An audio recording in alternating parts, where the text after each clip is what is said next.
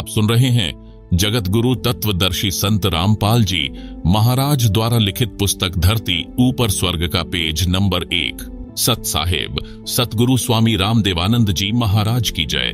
यह पुस्तिका मानव समाज के लिए वरदान से कम नहीं है। परमेश्वर कबीर जी की दया। धरती ऊपर स्वर्ग। जो जगत तथा भक्त मति इस पवित्र पुस्तिका को पढ़ेंगे सुनेंगे वे परमात्मा के कृपा पात्र बनेंगे। जो नहीं पढ़ेंगे सुनेंगे वे पाप के भागी होंगे। परंपराओं की झूठी शान के नीचे दबकर मरते रहेंगे। संत रामपाल दास। जीव हमारी जाति है, मानव धर्म हमारा, हिंदू मुस्लिम सिख ईसाई धर्म नहीं कोई न्यारा। आप सुन रहे हैं जगत गुरु तत्वदर्शी संत रामपाल जी महाराज द्वारा लिखित पुस्तक धरती ऊपर स्वर्ग का पेज नंबर 3। हे मानव, पढ़ अनमोल वचन, बनेगा धरती ऊपर स्वर्ग। मानव यानी स्त्री पुरुष का जन्म भाग्यवान यानी लकी आत्माओं को मिलता है, जो पूर्व जन्मों में किए शुभ व अशुभ कर्मों यानी पापों तथा पुण्यों पर आधारित होता है, जिसे प्रारब्ध कहा जाता है। इस बात को सब मानते हैं कि कर्म से सुख और कर्म से दुख होता है।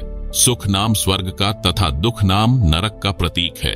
जिस घर में सुख है सब कहते हैं कि आपका घर तो स्वर्ग है, जहां दुख होता है तो कहते हैं कि उनका घर तो नरक बना है। सर्वप्रथम उन दुखों पर प्रकाश डालता हूं जो हमने अपने अनावश्यक रीति रिवाजों के कारण स्वयं लाद रखा है तथा नशे के आदी होकर घर नरक बना रखा है, जो प्रारब्ध में नहीं होता।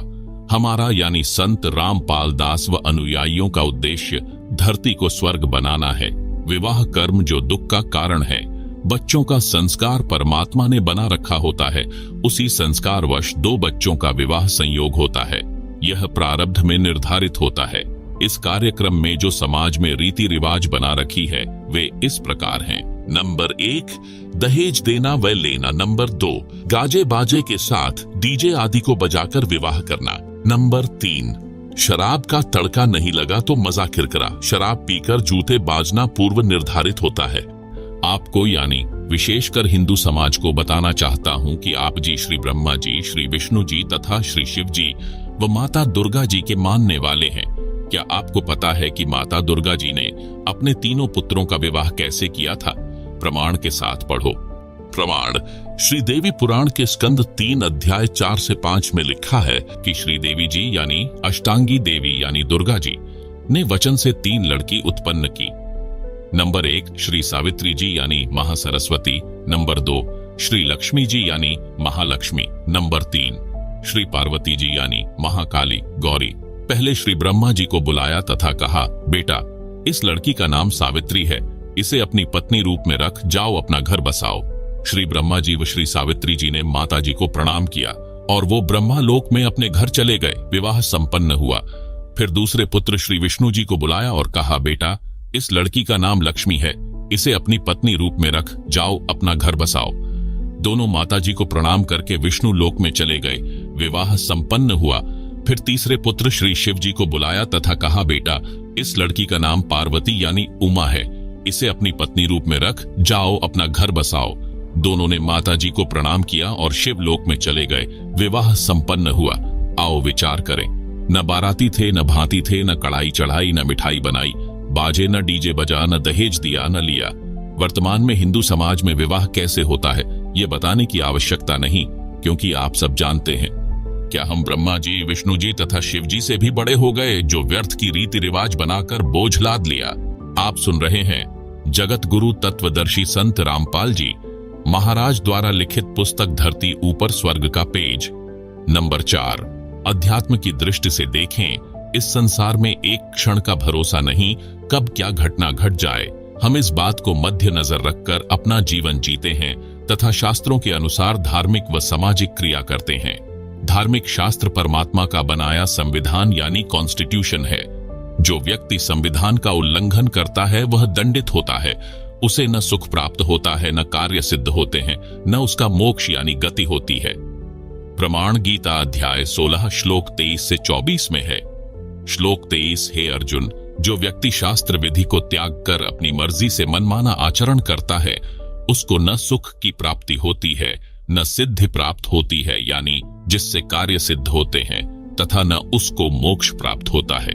श्लोक 24, इससे तेरे लिए कर्तव्य यानी जो धार्मिक व सामाजिक कार्य करने योग्य हैं, और अकर्तव्य यानी जो धार्मिक व सामाजिक कार्य नहीं करने योग्य हैं, की व्यवस्था में शास्त्र ही प्रमाण है।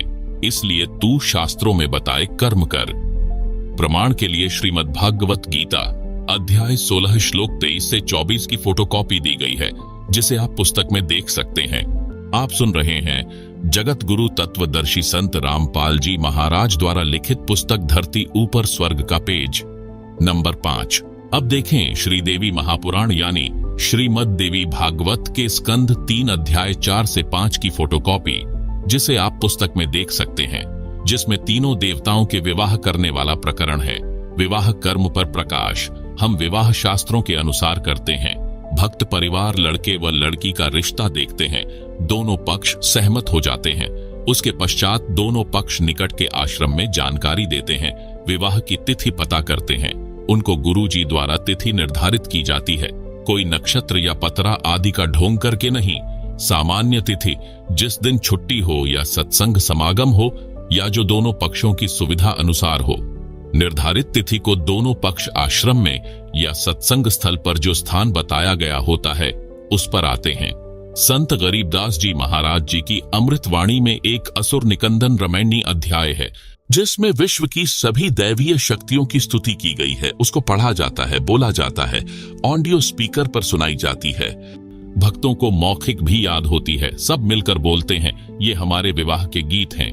आप सुन रहे हैं जगत गुरु तत्वदर्शी संत रामपाल जी महाराज द्वारा लिखित पुस्तक धरती ऊपर स्वर्ग का पेज नंबर 6।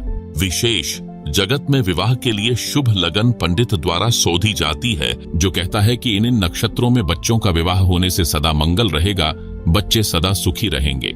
परमात्मा कबीर जी कहा करते कि बच्चों के जो कर्म में लिखा है वह अवश्य मिलता है, इस लगन से कोई बचाव नहीं होता। उदाहरण दिया करते, कबीर वशिष्ठ मुनि से त्रिकाली योगी सौध कर लग्न धरे, सीता हरण मरण दशरथ का, बन बन राम फिरे। अर्थात जिस समय श्री रामचंद्र जी का विवाह सीता जी से होना था, उस विवाह की शुभ लगन तिथि राजा दशरथ के गुरु ऋषि वशिष्ठ जी ने शोध कर रखी थी। कहा था कि बच्चे सदा सुखी जीवन जिएंगे। विवाह के तुरंत बाद कैसी दुर्गति परिवार की तथा दोनों पति पत्नी यानी श्री रामचंद्र जी व सीता जी की हुई। श्री रामचंद्र जी को 14 वर्ष का वनवास मिला। उस दुख में राजा दशरथ चौबारे पर चढ़कर श्री रामचंद्र यानी अपने प्रिय पुत्र को वन में जाते देख रहा था। पैर फिसल गया, जमीन पर गिरकर मर गया। श्री राम व सीता बन बन में भटके। सीता जी 12 वर्ष रावण की जेल में रही, एक बाग में रखी गई। उसको फल तोड़कर खाने का अधिकार नहीं था। जो अपने आप टूटा हो उस फल को सीता खा सकती थी। गर्मी सर्दी वर्षा में उसी वृक्ष के नीचे रही, महाकष्ट उठाया। क्या बचाव किया उस लगन ने। इसलिए हम सामान्य विधि से सब विवाह क्रिया करते हैं। पूर्ण परमात्मा को इष्ट रूप में पूजते हैं, जिससे संकट टल जाते हैं। पढ़ें एक झलक यानी कुछ अंश उस अमर ग्रंथ यानी सूक्ष्म वेद की वाणी का। मैं यानी लेखक देवी देवताओं का सम्मान करता हूँ। मैं तथा मेरे अनुयायी प्रतिदिन विश्व के देवी तथा देवताओं की स्तुति करते हैं। प्रमाण के लिए दोपहर की स्तुति के कुछ अंश। सत्पुरुष समर्थ ओमकारा, अदली पुरुष कबीर हमारा। आदि युगादि दया के सागर, काल कर्म के मोचन आगर। दुख भंजन दरवेश दयाला, असुर निकंदन करय पैमाला। आब खाक पावक और पौना, गगन सुन्न दरियाई दौना। धर्मराय दरबानी चेरा, सुरसुरों का करे नबेरा। सत का राज धर्मराय करही, अपना किया सभी दंड भरही। शंकर शेष रु ब्रह्मा विष्णुम, नारद शारद जाउर रसनम। गौरिज और गणेश गौसाई, कारज सकल सिद्ध होए जाही। ब्रह्मा विष्णु रु शंभु शेषा, तीन यु देव दयालु हमेशा। सावित्री और लक्ष्मी गौरा, तिहु देवा सिर कर हैं चौबरा। नील नाभ से ब्रह्मा आए, आदि ओम के पुत्र कहाय। शंभु मनु ब्रह्मा की शाखा, द्रग युज साम अथर्व भाषा। पीब्रत भया उतानम पाता, जाके ध्रुव हैं आत्मज्ञाता। आप सुन रहे हैं जगत गुरु तत्वदर्शी संत रामपाल जी महाराज द्वारा लिखित पुस्तक धरती ऊपर स्वर्ग का पेज नंबर 7। सनक सनंदन सनातन संत कुमारा, 4 पुत्र अनुरागी धारा। 33 कोटि कला विस्तारी, सहंस 88 मुनिजन धारी। कश्यप पुत्र सूरज सुरज्ञानी, 3 लोक में किरण समानी। 60,000 संगी बाल्य खेलम, बीना रागी अजब बलेलम। 3 कोटि योद्धा संग जाके, सिख बंधी है पूर्ण साके। हाथ खड्ग गले पुष्प की माला, कश्यप सुत है रूप विशाला। कौस्तभ मणि जड़िया विमान तुम्हारा, सुरनर मुनिजन करत जोहारा। चंद सूर चकवे पृथ्वी माही, निश्वासर चरणों चित्तलाही। पीठ है सूरज सन्मुख चंदा, काटें त्रिलोकी के फंदा। तारायण सब स्वर्ग समूलम, पखे रहे सतगुरु के फूलम। जय जय ब्रह्मा समर्थ स्वामी, ये ति कला परम पद धामी। जय जय शंभु शंकर नाथा, कला गणेश अरु गौरिज माता। कोटि कटक पैमाल करंता, ऐसे समर्थ शंभु कंता। चंद लिलाट सूर संगीता, योगी शंकर ध्यान उदीता। नील कंठ सोहे गरुड़ासन, शंभु योगी अचल सिंहासन। गंग तरंग छूटें बहुधारा, अजपा तारी जय जयकारा। रिद्धि सिद्धि दाता शंभु गोसाई, दारिद्र मोक्ष सबय होए जाही। आसन पदम लगाए योगी, नि इच्छा निर्वाणी भोगी। सर्प भुजंग गले रुंड माला, वृषभ छरहिए दीन दयाला। वामे कर त्रिशूल विराजय, दहने कर सुदर्शन साजय। सुन अरदास देवन के देवा, शंभु योगी अलख अभेवा। तू पैमाल करे पलमाही, ऐसे समर्थ शंभु साई। एक लख योजन ध्वजा फरकें, पचरंग झंडे मोहरे रखें। काल भद्र कृत देव बुलाऊं, शंकर के दल सभी ध्याऊं। भैरव क्षेत्रपाल पलीतम, भूतरु दैत्य चरहे संगीतम। राक्षस भंजन विरद तुम्हारा, ज्यों लंका पर पदम 18। कोटियों गंधर्व कमंद चढ़ावे, शंकर दल गिनती नहीं आवे। मारें हाक दहाक चिंघारें, अग्नि चक्र बान्नो तंजारें। कंप्या शेष धरणी थर्रानी, जा दिन लंका घाली घानी। तुम शंभु ईशन के ईशा, वृषभ चढ़िए बिस्वे बीसा। इंद्र कुबेर और वरुण बुलाऊं, रापति सेत सिंहासन ल्याऊं। इंद्र दल बादल दरियाई, 96 कोटि की हुई चढ़ाई। सुरपति चढ़े इंद्र अनुरागी, अनंत पदम गंधर्व बड़ भागी। कृष्ण भंडारी चढ़े कुबेरा, अब दिल्ली मंडल बोहरियों फेरा। वरुण विनोद चढ़े ब्रह्म ज्ञानी, कला संपूर्ण 12 बाणी। आप सुन रहे हैं जगत गुरु तत्वदर्शी संत रामपाल जी महाराज द्वारा लिखित पुस्तक धरती ऊपर स्वर्ग का पेज नंबर 8। धर्मराय आदि युगादि चेरा, 14 कोटि कटक दल तेरा। चित्रगुप्त के कागज माही, जेता उपज्या सतगुरु साई। सातों लोकपाल का रासा, उर में धरिए साधु दासा। विष्णुनाथ है असुर निकंदन, संतों के सब काटे फंधन। नरसिंह रूप धरे घुर्राया, हिरणांकुश को मारण धाया। शंख चक्र गदा पदम बिराजय, भाल तिलक जाके और साजय। वाहन गरुड़ कृष्ण असवारा, लक्ष्मी ढोरई चंवर अपारा। रावण अहिरावण से मारे, सेतु बांध सैन्य दल त्यारे। जरा सिंह और बाली खपाए, कंस केसी चानौर हराए। कालीदह में नागिना था, शिशुपाल चक्र से काटिया माथा। काले वन मथुरा पर धाए, 18 कोटि कटक चढ़ाए। मुचकंद पर पीतांबर डारिया, काले वन जहां बेग सहारा। परशुराम 52 अवतारा, कोई न जाने भेव तुम्हारा। संखासुर मारे निर्वाणी, 12 रूप धरे प्रवाणी। राम अवतार रावण की बेरा, हनुमंत हांका सुनी सुमेरा। यह संपूर्ण पाठ 125 + 8 बराबर 133 वाणियों का है, जो केवल वाणी है। केवल 17 मिनट में पढ़ा जाता है। हमारे विवाह में केवल 17 मिनट लगती है। एक देशी घी की ज्योति भी विवाह मंडप पर जलाई जाती है, जो हवन का काम करती है। वेदों के मंत्रों में भी यही बताया है। प्रमाण ऋग्वेद मंडल 9 सूक्त 86 मंत्र 10 में ज्योति यज्ञ का आदेश है तथा प्रमाण है। लकड़ी जलाकर हवन नहीं करना है, यह मनमाना आचरण है जिसमें प्रदूषण अधिक होता है। ऋग्वेद मंडल 9 सूक्त 86 मंत्र 10। ज्योति यज्ञस्य पवते मधु प्रियम पिता देवानाम जनिता विभु वसुव दधाति रत्नम स्वधयोर्पीच्यम मदिन्तम मत्सरः इंद्रियः रसः। यथार्थ अनुवाद विभु वसु यानी भिन्न भिन्न स्थानों सत्यलोक, अलख लोक, अगम लोक तथा अकह लोक में निवास करने वाला। प्रियम पिता यानी प्रिय परम पिता परमेश्वर। देवानाम जनिता यानी सर्व आत्माओं व देव रूप आत्माओं का उत्पत्ति करने वाला है। उससे मधु यानी सर्व सुख प्राप्ति के लिए ज्योति यज्ञस्य यानी ज्योति यज्ञ का अनुष्ठान करे, जो पवते यानी पवित्र विधि है, अर्थात आत्मा को शुद्ध करता है, जिस कारण से साधक को परमेश्वर स्वदयोर्पीच्यम यानी इस लोक तथा परलोक के मदिन्तम मत्सर परम शांति रूप पूर्ण मोक्ष तथा इंद्रिय रस यानी इंद्रियों के आनंद रूप रत्नम यानी पूर्ण मोक्ष रूपी अनमोल रत्न दधाति यानी प्रदान करता है। हमारे विवाह में न वरमाला डाली जाती है, न भांति व बाराती बुलाए जाते हैं। केवल दोनों परिवारों के सदस्य तथा रिश्तेदार स्वयं आना चाहें तो आ सकते हैं। निमंत्रण पत्र नहीं भेजा जाता। सब आने वालों का भोजन का खर्चा आश्रम की ओर से किया जाता है। विवाह में दोनों का 1 रुपया भी नहीं लगता। आप सुन रहे हैं जगत गुरु तत्वदर्शी संत रामपाल जी महाराज द्वारा लिखित पुस्तक धरती ऊपर स्वर्ग का पेज नंबर 9। विशेष बच्चों को रोकने के लिए यानी सगाई करने के लिए 1 रुपया भी लेन देन नहीं किया जाता। हमने श्रीदेवी पुराण शास्त्र का पूर्ण अनुसरण किया है। लगभग 40,000 बच्चों का विवाह इस विधि से कराया जा चुका है। सबके घरों में सुख शांति है। विवाह के पश्चात बेटी सीधे अपने ससुराल जाती है। न कोई श्रृंगार न मेहंदी आदि का दिखावा किया जाता है। कोई दहेज नहीं दिया जाता। सामान्य वस्त्र लड़का व लड़की पहनते हैं। बेटी अपने पिता के घर से 4 सूट यानी 4 जोड़ी कपड़े ही ले जा सकती है। उसके पश्चात ससुराल वाले अपनी बेटी की तरह उसे सब वस्तु उपलब्ध करवाते हैं। बाद में उनके बच्चों के विवाह में कोई भात का आयोजन नहीं किया जाता है, यानी पिताजी की ओर से जैसे भाई भात भरते हैं ऐसा कुछ नहीं करना है। लड़की माँ के घर आती है तो आए, उसे न कोई पैसा दिया जाएगा न कोई कपड़ा। वह बेटी खुद ही मना कर देती है कि हम भक्त हैं, यह लेन देन अगले जन्म का बीज बोता है, वह हमें नहीं लेना है।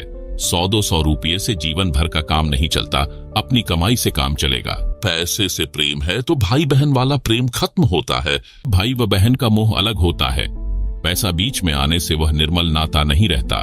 कभी न कभी मन में दोष आएगा, इसलिए हम निर्मल नाते को और पवित्र रखते हैं। विशेष माता पिता व भाई बहन बेटी को उस समय जितने मर्जी स्वेच्छा से वित्तीय मदद कर सकते हैं। जब बेटी के ऊपर कोई समस्या पड़ जाती है, जैसे भैंस या गाय दूध वाली मर जाती है, तो उसके लिए पैसा बेटी को दे सकते हैं। कोई मकान बनाना है अनिवार्य है तो उसमें सहयोग कर सकते हैं। कोई कारोबार बेटी करना चाहती है तो उसमें मदद कर सकते हैं। उनको वापस लेने का कभी नाम भी नहीं लेना है। बेटी की तमन्ना रहे कि मैं अपने भाई पिता का एक एक पैसा लौटाऊंगी।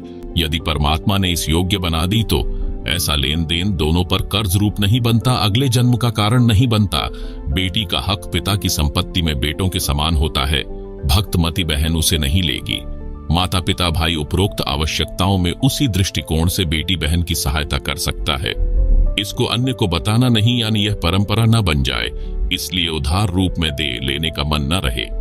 इस शास्त्रोक्त विवाह के लाभ। नंबर 1, बेटी अपने बाप भाइयों भाभियों पर बोझ नहीं बनती। शास्त्र विधि त्याग कर मनमाने आचरण से किए जाने वाले विवाह की हानि। नंबर 1, बेटी माता पिता के लिए बोझ बन जाती है जो खुद गलत रीति रिवाजों से बनाई है। बेटी को गर्भ में ही मारने लग गए हैं, यह गलत रीति रिवाजों की देन है। नंबर 1, विवाह में अनाप शनाप खर्च लोकलाज में करना पड़ता है। जिनके पास माया है वे लोग समाज में बिगाड़ पैदा करते हैं। बेटी के विवाह में दहेज रूप में सोफा सेट, कुर्सी, मेज, बर्तन, मोटरसाइकिल, महंगी महंगी कार देना, गाजे बाजे, डीजे बजवाना, नाचना, गंदे गंदे गाने चलाना, शराब आदि का सेवन करवाना, मोटी धन राशि दान में देना जो व्यर्थ की बकवास है। विवाह लड़का लड़की का होना है। जो उसमें नाचते गाते हैं, खुशी मनाते हैं, वे व्यर्थ के पापड़ बेलते हैं। उनको क्या मिलता है? आप सुन रहे हैं जगत गुरु तत्वदर्शी संत रामपाल जी महाराज द्वारा लिखित पुस्तक धरती ऊपर स्वर्ग का पेज नंबर 10। हास्यपद उदाहरण। एक व्यक्ति कर्मचारी किराए के मकान में रहता था। उसका एक दोस्त भी उसी शहर में अन्य कॉलोनी में किराए पर रहता था। उस मकान मालिक के लड़के का विवाह हुआ तो किराएदार का जीवन न्योता यानी खाने का बुलावा दिया। किराएदार के पूरे परिवार ने मिठाई का आनंद लिया। वह व्यक्ति अपने दोस्त के पास उसके मकान पर गया तो उसे पता चला कि इस दोस्त के मकान मालिक के लड़के का विवाह निकट ही है। उसने अपने दोस्त से कहा कि यार, तेरे मकान मालिक के लड़के का विवाह है। दोस्त पंजाबी भाषी था, बोला, मैनू की यानी विवाह मकान मालिक के लड़के का है, मेरे को क्या लेना देना, होता रहेगा। दोस्त बोला, यार तू समझा नहीं, लड्डू मिलेंगे तेरे को खाने को, तेरा भी न्योता होगा। वह बोला, तैनू की यानी लड्डू मैं खाऊंगा, तू क्यों टेंशन ले रहा है। इसी प्रकार विवाह तो लड़के लड़की का होगा, यानी लड़के को पत्नी मिलेगी, घर बसेगा। उन नाचने गाने डीजे पर कूदने वालों को की यानी क्या मिलेगा। माया के मस्करों द्वारा समाज बिगाड़ दिया गया है। एक परंपरा पड़ चुकी है। कुर्सी, मेज, मोटरसाइकिल, अगली पिछलियों के कपड़े। बेटी को संतान होती है, उसमें पीलिया रूप दहेज, त्योहारों के समय सिंधारे कोथली, उल्टा सुल्टा सामान उठाए फिरते हैं। हमारे विवाह में यह कुछ भी नहीं होता। एक भक्त ने हमारे मिशन से जुड़ने से पहले एक लड़की का विवाह किया। उसने बताया कि हमारे पड़ोस में एक व्यक्ति ने बेटी का विवाह किया। उसमें सोफा सेट, बर्तन, मोटरसाइकिल, ढेर सारे कपड़े जो नुमाइश की तरह दिखाए गए थे, दिए, बाजे गाजे के साथ डीजे का धमाल मचाया गया। आसपास में चर्चा चली कि फलाना व्यक्ति ने सबके ऊपर हाथ फेर दिया, यानी गांव में सबसे अधिक खर्च किया है। मेरी लड़की भी जवान थी, मैं भी लड़का खोज रहा था। उस विवाह को देखने मेरी बेटी भी गई। उसने अपनी माता को बताया कि सुमन के डैडी ने कुर्सी, मेज, सोफा सेट, मोटरसाइकिल, बर्तन, इतने कपड़े आदि आदि दिए हैं। सारा गांव सराहना कर रहा है। माँ, मेरे पापा के पास तो इतना कुछ करने को नहीं है, हम तो गरीब हैं। यूं कहकर बेटी रोने लगी, उठकर अलग कमरे में चली गई। कई देर रोई। माँ ने समझाया कि बेटी, किसी की रीस थोड़ी की जाती है। बेटी की माता ने मेरे को बताया कि बेटी सुमन का विवाह यानी फेरे देखकर आई थी। ऐसे ऐसे बोली और रोने लग गई। मेरी आंखें भर आईं। सारी रात नींद नहीं आई। विचार किया कि बेटी की आत्मा नहीं दुखने दूंगा, कुछ तो करूंगा। लड़की का रिश्ता पक्का हो गया। मैंने अपना 1.25 एकड़ खेत बेचा। लोकलाज का निर्वाह करते हुए सोफा सेट, कुर्सी, मेज, मोटरसाइकिल, ढेर सारे कपड़े यानी घातन लाया। बेटी खुश हुई, विदा कर दी। लड़का बहन को लेने गया तो बताया उस बेटी की 3 जेठानी थी, साझा परिवार था। उनका वो मेरी बेटी वाले सोफा, कुर्सी सब एक कमरे में ऊपर नीचे भरे थे। कहीं ठीक से रखने का स्थान भी नहीं था। कबाड़ इकट्ठा कर रखा था। नाम दीक्षा लेने के बाद 2 बेटियों का विवाह किया। एक पैसा भी खर्च नहीं हुआ। दोनों बेटी सुखी हैं। यदि पहले यह ज्ञान होता तो क्यों जमीन बेचता? जिसके पास जमीन बेचने को नहीं है वह मनमाना आचरण करके किए जा रहे। विवाह कर्म में किसी से ब्याज पर रुपये लेता है, फिर कर्ज के बोझ तले दबा रहता है। दिन का चैन, रात्रि की नींद समाप्त रहती है। इसी बोझ को ढोता ढोता मर जाता है। सारा जीवन नरक बना रहता है। आप सुन रहे हैं जगत गुरु तत्वदर्शी संत रामपाल जी महाराज द्वारा लिखित पुस्तक धरती ऊपर स्वर्ग का पेज नंबर 11। एक सत्य वार्ता। एक आर्मी मैन से दास की ज्ञान चर्चा हुई, जो हमारे भक्त का रिश्तेदार था। उसके आग्रह से मेरे पास आया था। वह फौज से रिटायर होकर पुलिस में हवलदार लगा था। सरकारी नौकरी थी। जब ज्ञान चर्चा होती है तो हम विवाह पर भी चर्चा अवश्य करते हैं। भक्त ने जो उसे लाया था बताया कि इस हवलदार जी ने अभी 1 महीना पहले बड़ी बेटी का विवाह किया है। 21 लाख रुपए लगाए हैं। उसके 3 बच्चे बताए। बड़ी लड़की जिसका विवाह अभी किया था, बीच में बेटा और छोटी बेटी। दास ने कहा कि जो कुछ फौज से लाए थे वह तो प्रथम विवाह में लगा दिया, जो 20 वर्ष की कमाई थी। अब आपकी 50 वर्ष के आसपास आयु है। छोटी बेटी के लिए इतने रुपए कहां से लाओगे? वह हवलदार बोला कि फौज वालों से काम नहीं चला, कर्जा भी लेना पड़ा। मैंने उससे पूछा कि इतना खर्च करना ठीक नहीं, देखकर अपनी हैसियत के अनुसार खर्च करना चाहिए। वह बोला कि लड़का यानी दामाद बैंक में नौकरी करता है, बेटी भी अच्छी पढ़ी है। बेटी तो सदा सुखी रहेगी, हमारी तो देखी जाएगी। मैंने कहा कि बेटी के कर्म में सुख है तो मिलेगा, दुख है तो पैसे से सुख नहीं खरीदा जा सकता। दास ने एक उदाहरण सुनाया। हवलदार कुछ बोलता, उससे पहले ही मैं शुरू हो गया। बताया कि मैं जेई जूनियर इंजीनियर की नौकरी सिंचाई विभाग में करता था। हमारा एक एमडी IAS अधिकारी था। उसकी रिटायरमेंट निकट थी। उसने लड़की का विवाह किया। उसने सन 1988 में 3.5 लाख रुपए लगाए, जो वर्तमान के 1 करोड़ के समान थे। वह रिटायर हो गया। विवाह के 1 वर्ष बाद बेटी का तलाक हो गया। वह अधिकारी टेंशन में रहने लगा। जो कमाया था लगा दिया। बेटी सुखी रहेगी। न बेटी सुखी रही न स्वयं। उसी चिंता में हार्ट अटैक यानी दिल का दौरा हो गया, मर गया साहब। हवलदार तैश में आकर बोला कि जो विवाह तुम करते हो उनका तलाक नहीं होता। मैंने कहा बहुत कम होता है। यदि तलाक हो भी गया तो हमारा कौन सा 21 लाख लगा है। 10 दिन बाद बेटी का फिर विवाह कर देंगे, चवन्नी लगनी नहीं। यह सुनकर उसका अफारा सा उतर गया। बोला, यह बात तो सही है, मानने की है। मानना कहाँ था। झूठी लोग दिखावा परंपरा के बोझ के नीचे से निकलना आसान नहीं है। हमारा ज्ञान सुनकर विचार करके बात समझ में आती है। 3 महीने बाद वह भक्त आया जो उस फौजी साहब को लाया था। उसने बताया कि वह रिश्तेदार हवलदार हार्ट अटैक से मर गया। सुबह मरा पाया। मैंने कहा, यह तो स्पष्ट दिखाई दे रहा था। अब भात रूपी परंपरा पर प्रकाश डालता हूं। गांव में दास ने सुना था, बड़े बूढ़े मजाक मजाक में कहा करते कि छोरी यानी बेटी की तो जावा भी सेध है, यानी लड़की की तो संतान भी दुख देती है। जब भात आ जाता है उस समय इस बात को कहते सुना करते। हालांकि दिल खोलकर भात में रुपये खर्च करते थे। इस बात का ध्यान रखते थे कि लड़की को किसी की सुननी न पड़े, इसलिए चोखा यानी बढ़िया खर्च करते थे। आप सुन रहे हैं जगत गुरु तत्वदर्शी संत रामपाल जी महाराज द्वारा लिखित पुस्तक धरती ऊपर स्वर्ग का पेज नंबर 12। अब भी करते हैं, परंतु वह पैसा व्यर्थ खर्च होता था। जो नगद देते वह तो काम आ जाता है, जो कपड़े आदि पर खर्च किए वह व्यर्थ है। यह भी देखा गया है कि 2 या 3 भाई हैं, वे पैसे इकट्ठे करके भात का जुगाड़ करते हैं।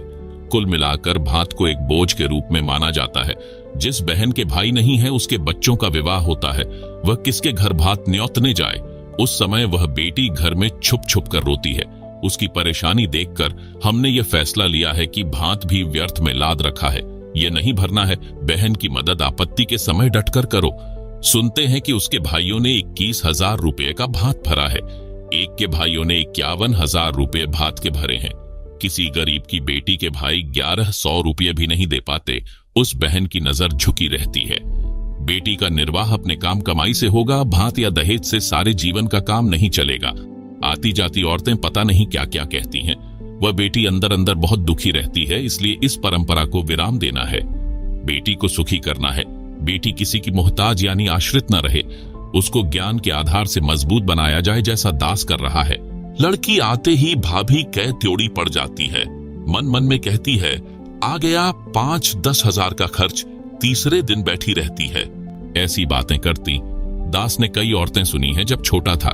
हमारी बेटी बहन माता पिता भाई भाभी से मिलने आती हैं तो सम्मान के साथ पूरे डठोरे से आती हैं, अपनेपन के भाव से आती हैं, जैसे मेहमान आता है। 2 रोटी का खर्च रहता है। यदि माता पिता भाई भाभी पैसे या कपड़ा देना चाहें तो हाथ जोड़ लेती हैं। कहती हैं, हमने मान लिया, हमारे गुरुजी का आदेश नहीं है। आपने पाल पोष कर इतनी बड़ी की, पढ़ाई लिखाई में कोई कसर नहीं छोड़ी। अब उन बहन बेटियों के आने का भाभी भी इंतजार करती है। फोन करके भी लाड़ों में उल्हाने देती हैं, इसी क्यों भूलगी, आ जाया कर, हम भी कुछ लागे हैं तेरे। इस बात से बेटी का सिर ऊंचा होता है तथा सम्मान बढ़ता है। बेटी अपने भाई भतीजों के प्रति विशेष लगाव रखती है, अपनी आत्मा मानती है। इस लेन देन के व्यर्थ के दिखावे ने पवित्र रिश्तों में विष घोल रखा है। इससे कुछ सहारा बेटी को नहीं मिलता। अपनी कमाई से पूरा पटता है, यानी निर्वाह चलता है। हम परमात्मा कबीर जी की शरण में हैं। हमारी बेटियां और बेटे भी परमात्मा की शरण में हैं। भक्ति सेवा दान करते हैं। परमात्मा हर प्रकार से बरकत देता है। यदि किसी से ले लिया तो अगले जन्म में देना होगा। इसलिए हमारी बेटियां इस विश्वास पर डटी हैं। 1 रुपया भी नहीं लेती हैं। एक बेटी ने बताया, मैं जब नाम दीक्षा से पहले अपने घर जाती थी तो चलते समय भाई 100-200 रुपये देता था। मैं लेती थी। भाभी का स्वभाव अच्छा नहीं था, वह बाद में भाई के साथ झगड़ा करती थी। मेरी माताजी बताती थी, परंतु लालच नहीं छूटता था, पैसे लेती थी। सोचती थी कि जलती रहेगी जलने वाली। सब भाभी एक जैसी नहीं होती। कई तो अपनी ननंदों को मां से भी अधिक प्यार देती हैं। वे अच्छे खानदान की बेटी हैं। मेरी ननंद आती थी। मेरा पति भी बहन को रुपये देता था। दुख तो मुझे भी होता था। कह देती थी कि हाथ बोझकर काम कराकर इतना इतना रुपया दिया करें, घर भी तो देखना चाहिए। आप सुन रहे हैं जगत गुरु तत्वदर्शी संत रामपाल जी महाराज द्वारा लिखित पुस्तक धरती ऊपर स्वर्ग का पेज नंबर 13। जब से नाम दीक्षा ली है, काल का जाल ठीक से समझ लिया है। अब इस नरक को नहीं ढोएंगे। नाम दीक्षा के बाद जब मैं अपनी माँ के घर गई थी और चलने लगी तो भाई 500 का नोट देने लगा। मैंने हाथ भी नहीं किया। पहले भाई नोट निकालता, तुरंत लेकर छुपा लेती, कहीं भाभी न देख ले, भाई के जी न साका करे। जब मैंने कहा, भाई ना बहुत ले लिया, अब नहीं लेना है, भाई ने सोचा पैसा कम मानकर बहन नाराज हो गई। भाई की आंखों में आंसू आ गए। बोला, बहन तेरा भाई गरीब है, इसलिए थोड़े रुपये दे रहा है, ले ले। कभी भगवान करेगा तो अपनी बहन को घने घने रुपये दूंगा। मैंने कहा, भाई मैंने नाम दीक्षा ली है गुरुजी संत रामपाल जी से, उनके ज्ञान को समझा है। उनकी शर्तें हैं कि कोई बहन भाई या माता पिता से शादी के बाद रुपये कपड़े नहीं लेगी। परमात्मा पर भरोसा करो।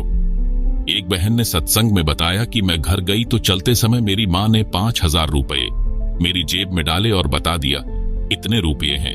मैं लालच में आ गई, ले आई। तीसरे दिन भैंस का बच्चा यानी काटड़ा मर गया।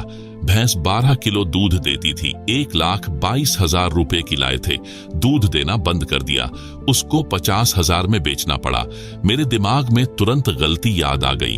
अपनी गलती बताकर गुरुजी के आदेश से नाम शुद्ध करवाया। उसके बाद मायके के रुपये, कपड़ा लेना विष के समान समझ लिया और घनी हानि हो गई। भाई का नुकसान किया, चोरी का भाव बना, भाव खराब हुआ। उस बहन की बात मुझे खटक रही थी, इसलिए अपने भाई से एक भी रुपया नहीं लिया। कुछ दिन बाद भाई मेरे घर आया, फिर 1000 रुपये देने लगा। मैंने रुपए नहीं लिए, समझाया भी, परंतु उसके मन में यही बैठा था कि मैं गरीब हूं, बहन को खुश नहीं कर सका। मैं अपने भाई को लेकर सत्संग में गई, वहां ज्ञान सुना, अन्य भाई बहनों से आप बीती सुनी। तब भाई का मन हल्का हुआ कि बहन नाराज नहीं है। धीरे धीरे भाई तथा भाभी ने भी नाम दीक्षा ले ली। अब वह घर स्वर्ग बन गया। भाभी जी बहुत अच्छे स्वभाव की है, परंतु टोटे ने दुखी कर रखी थी। ऊपर से हमारा खर्च उसे विचलित कर देता था। अब आंखें बिछाए भाभी बैठी रहती हैं, कब ननंद आएगी, भगवान की बात बताएगी। ऐसे वह पवित्र नाता विष से अमृत बन गया। धरती ऊपर स्वर्ग का एहसास होने लगा है। प्रश्न करते हैं कुछ भाई की ढोल बाजे बजवाना व घुड़छड़ी करना तो पुराना रिवाज है, इसमें क्या फर्क पड़ता है? अब उसका स्थान डीजे ने ले लिया। जमाना बदल गया है, नाचना गाना तो आम बात हो गई है, आप मना क्यों करते हो? कुछ रुपये चलते समय बहन बेटी को देना उसका सम्मान है। इसका उत्तर यह है, नंबर 1, प्रथम तो यह शास्त्र के विपरीत है। नंबर 2, विवाह घुड़छड़ी से या डीजे से नहीं होता, लड़के लड़की का होता है। गली में नाचना कूदना, बाप बेटी, माँ चाची, ताई बुआ, भाई चाचे, ताऊ सब बेशर्म होकर नाचते हैं। ये कौन सी सभ्यता है? ये नहीं करना है। ये कंजरों वैश्याओं का काम होता था। अब सामान्य समाज भी इसी गंदगी में धंस गया है। इस लोक में न जाने कब क्या घटना घट जाए, इसलिए हम परमात्मा से डरकर सब बकवाद छोड़कर परमात्मा के संविधान में चलते हुए अपनी सब क्रिया करते हैं। आप सुन रहे हैं जगत गुरु तत्वदर्शी संत रामपाल जी महाराज द्वारा लिखित पुस्तक धरती ऊपर स्वर्ग का पेज नंबर 14। सुनो एक दुखद घटना। एक दिन समाचार पत्रों में छपा कि एक बारात जा रही थी। जिस कार में दूल्हा बैठा था वह दुर्घटनाग्रस्त हो गई। दूल्हा तथा दूल्हे का जीजा जो उसी कार में बैठा था घटना स्थल पर ही दम तोड़ गए। पहले दिन सारा परिवार गली में नाच रहा था, डीजे बजाया जा रहा था। वे सब फोटो भी समाचार पत्र में छपे थे। दुर्घटना के बाद उसी घर में रोने धोने की हाहाकार मची थी। माता व बहन सिर के बाल फाड़ फाड़ कर रो रही थी। पिता भाई चाची ताई सब रो रहे थे, टक्कर मार रहे थे। अब बच गया डीजे। यदि परमात्मा से डर कर इंसान चले, राम को राम समझे तो बचाव होता है। इसलिए मैं अकर्तव्य कर्म यानी जो कर्म नहीं करने चाहिए करने की आज्ञा नहीं देता। बेशर्मी की हद हो चुकी है। बहन बेटी को चलते समय कुछ रुपये देना एक रिवाज है जो समाप्त करना है। बहन बेटी को भिखारी नहीं समझना है, उस बहन बेटी को बेटे के समान समझना है। धरती ऊपर स्वर्ग तभी बनेगा जब हम अपनी इंसानियत को पुनः संभालेंगे। प्रश्न, क्या आप अंतरजातीय व अंतरधर्म विवाह के पक्ष में हैं? उत्तर, हमारे मिशन में जाति धर्म की कोई बाधा नहीं है। हम अंतरजातीय तथा अंतरधर्म के विवाह के पक्ष में हैं। हम निम्न नियमों का भी पालन करते हैं।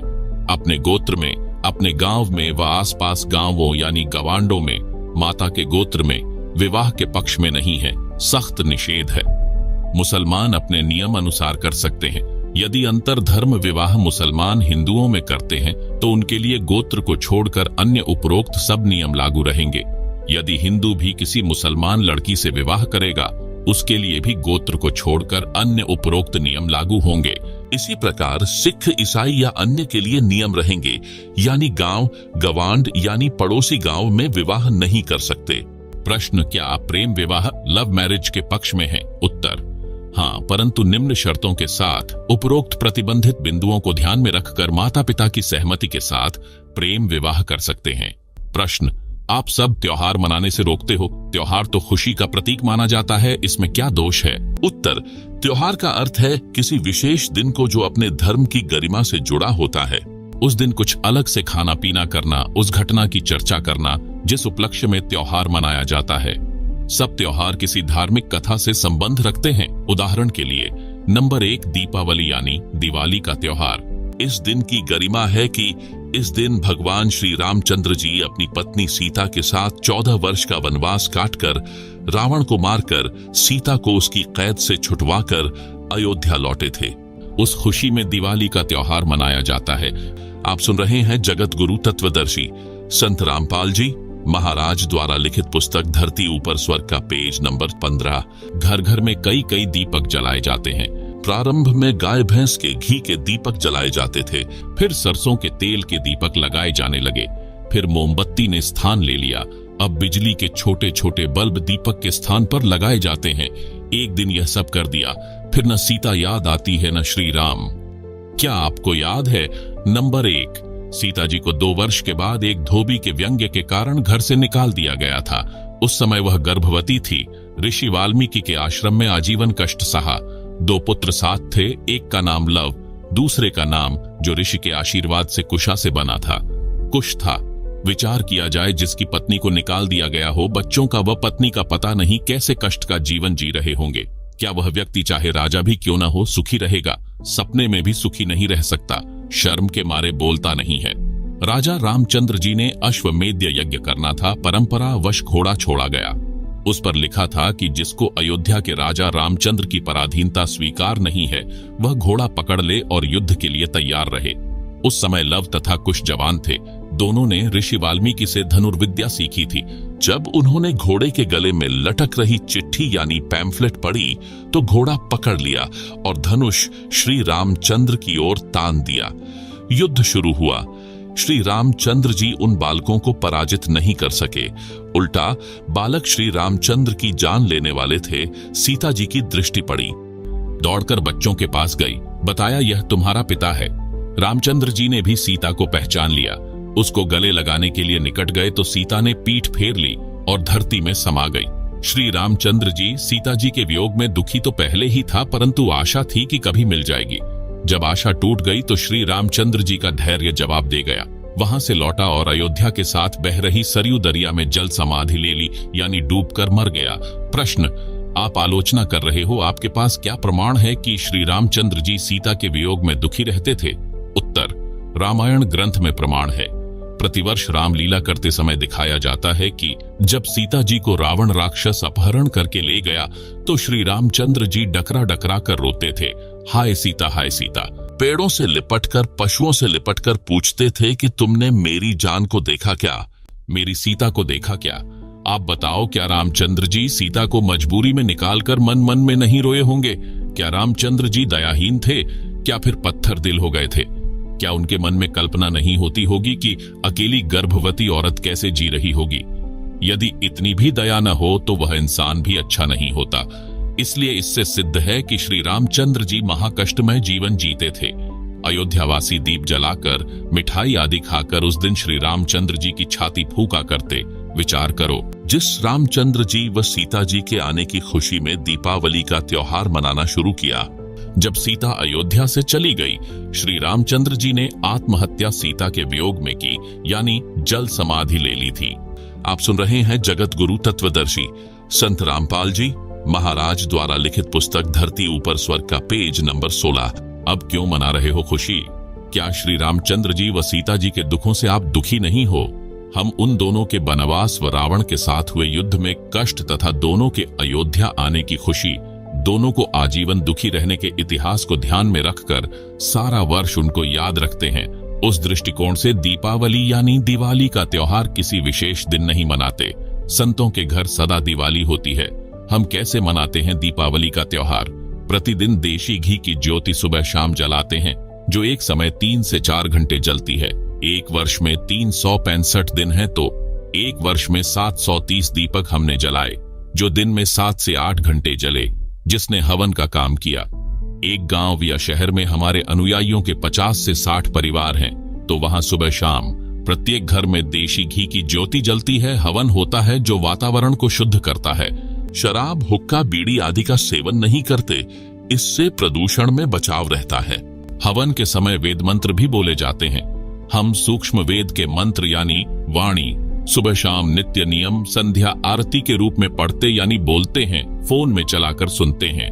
यदि हलवा या खीर खाने की इच्छा होती है तो किसी भी दिन बनाकर खा लेते हैं। जगत के लोग उस दिन या अन्य होली आदि के त्योहार पर बम छोड़ते हैं, पटाखे छोड़ते हैं, प्रदूषण फैलता है। कई बच्चों की आंखें खराब हो जाती हैं, कईयों के हाथ खराब हो जाते हैं, कई स्थानों पर आग लग जाती है। यह सब हम नहीं करते, सख्त हिदायत है। हम राम को दिन रात याद करते हैं। एक दिन की तो बात छोड़ो, होली दुल्हंडी के ऊपर जो उधमस उतारा जाता है, उसका उस त्योहार से क्या लेना देना है? होली का त्योहार। भक्त प्रहलाद की रक्षा परमात्मा ने की। भक्त प्रहलाद के पिता हिरण्यकशिपु ने चिता की तरह लकड़ियों का ऊंचा ढेर लगवाकर प्रहलाद भक्त को जिंदा जलाने की योजना बनाई। होलिका नामक पापिनी, जो प्रहलाद भक्त की सगी बुआ थी, हिरण्यकशिपु के आदेश से अपने ऊपर अग्निरोधक चद्दर ओढ़कर भतीजे प्रहलाद को विश्वास में लेकर कहा कि देख बेटा, मैं भी तो आग में बैठी हूं, कुछ नहीं होगा। गोद में प्रहलाद को बैठा लिया, अग्नि जला दी। परमात्मा ने आंधी चला दी। वह अग्नि रक्षक यानी फायर प्रूफ चद्दर होलिका से उतारकर प्रहलाद भक्त पर उड़ा दी। आग भड़क उठी, होलिका जल मरी। प्रहलाद सुरक्षित परमात्मा ने रखा। इस खुशी का प्रतीक है होली का त्योहार। जगत क्या करता है इस दिन? लट्ठमलट्ठा औरतें कोरड़े पुरुषों को मारती हैं। पुरुष हट जा करके बचाव करते रहते हैं। इधर से उधर पौड़ पाटे यानी दौड़ते रहते हैं। एक दूसरे पर रंग डालते हैं, कीमती कपड़ों का नाश कर देते हैं। इसका परमात्मा से क्या लेना देना जिसने भक्त की रक्षा की? कुछ कहते हैं कि हम रंग नहीं डालते, गुलाल का प्रयोग करते हैं। विचार करो, बंदर सा मुंह बनाकर एक दूसरे को परेशान करते हो। क्या गुलाल लगाने को आप परमात्मा की आरती मानते हो? दिवाली का त्योहार त्रेता युग के अंत में हुई। रावण वध व सीता समेत अयोध्या रामचंद्र की वापसी के बाद मनाया जाने लगा। उससे पहले क्या त्योहार मनाते थे? केवल धार्मिक यज्ञ का अनुष्ठान करते थे। आप सुन रहे हैं जगत गुरु तत्वदर्शी संत रामपाल जी महाराज द्वारा लिखित पुस्तक धरती ऊपर स्वर्ग का पेज नंबर 17। होली का त्योहार सत्य युग के अंत में प्रहलाद भक्त की रक्षा परमात्मा द्वारा नरसिंह रूप में की जाने के बाद प्रारंभ हुआ। उस समय सत्य युग लगभग 16 लाख वर्ष बीत चुका था। उससे पहले तो यह त्योहार नहीं मनाया जाता था, केवल धार्मिक यज्ञ शास्त्रों के अनुसार किए जाते थे, जैसे हम करते हैं। हमारा उद्देश्य है कि सारा जहान शास्त्रोक्त विधि से सामाजिक व धार्मिक कर्म करे, ताकि कलयुग में सत्य युग जैसा माहौल बने, सब सुखी हो जाएं। हम क्या करते हैं? हम प्रतिदिन परमात्मा का शुक्र कई बार करते हैं। एक दिन ड्रामा नहीं करते। शास्त्रों अनुसार धर्म कर्म करते हैं, धर्म यज्ञ करते हैं। अजब गजब बात। एक भक्त बना, उसने बताया कि हम चाचा ताऊ के 11 भाई बहन हैं, सब शादीशुदा हैं। हमें 11 वर्ष हो चुके हैं, कोई त्योहार नहीं मनाया है। कारण, वर्ष में एक मौत इतनी निकट हो जाती है कि त्योहार नहीं मना पाते। विचार करें पाठक, जिनके मृत्यु हो जाती है वे रोते हैं, गांव के लोग मस्ती मनाते रहते हैं। फिर उनकी बारी आती है, वे मुंह लटकाकर रोते रहते हैं, अन्य त्योहार का ड्रामा कर रहे होते हैं। हम क्या करते हैं? हम किसी की आत्मा न दुखे इसलिए व्यर्थ दिखावा नहीं करते, दिन रात राम को याद रखते हैं। हम धार्मिक अनुष्ठानों को त्योहार रूप में मनाते हैं। वहां कोई गाना बजाना नहीं, केवल सत्संग करके, पाठ करके परमात्मा का गुणगान करते हैं। धर्म यज्ञ करते हैं। उस समय हलवा, खीर, लड्डू, जलेबी आदि बनाते खाते हैं। ऐसे त्योहार मनाते हैं। धरती ऊपर स्वर्ग कैसे बना? हमारे नियम है, नंबर 1, किसी नशीले पदार्थ का सेवन नहीं करते, यानी किसी प्रकार का नशा नहीं करते हैं। नंबर 2, तंबाकू का सेवन नहीं करते हैं।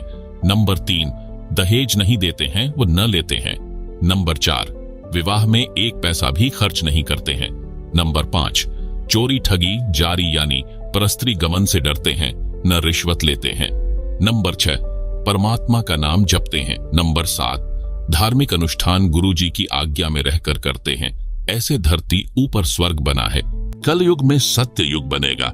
एक बुद्धिजीवी व्यक्ति ने हमारी व्यवस्था को ठीक से समझा तो बोला, न तो तुम शराब पीते, न बीड़ी सिगरेट, न हुक्का पीते, न दहेज लेते न देते। तुम जो कमाते हो वह सारी बचत है।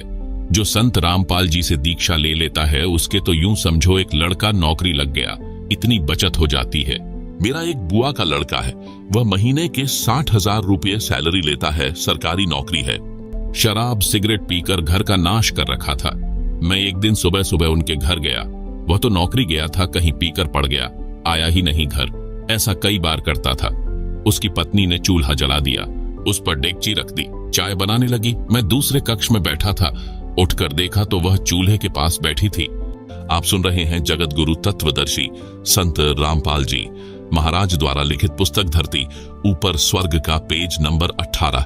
1 घंटा हो गया, चाय नहीं आई। तब मेरी बुआ, उस शराबी की माता जो दूसरे लड़के के साथ रहती थी, आई। बोली, उठ ले, कितकी चाय पीवेगा, न चीनी न दूध न चाय पत्ती, नाश कर रखा है लड़के ने। मैं दूसरी बुआ के लड़के के घर गया, वहां चाय पी, कुछ सामान दुकान से खरीद कर उसके घर डालकर आया। उसकी पत्नी रो रही थी, मैं चला गया।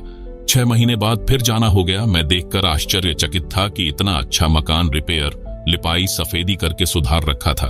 घर में सब सुविधा का सामान था। मेरी बुआ जी भी वहीं थी, वह बुआ का बेटा भी वहीं था।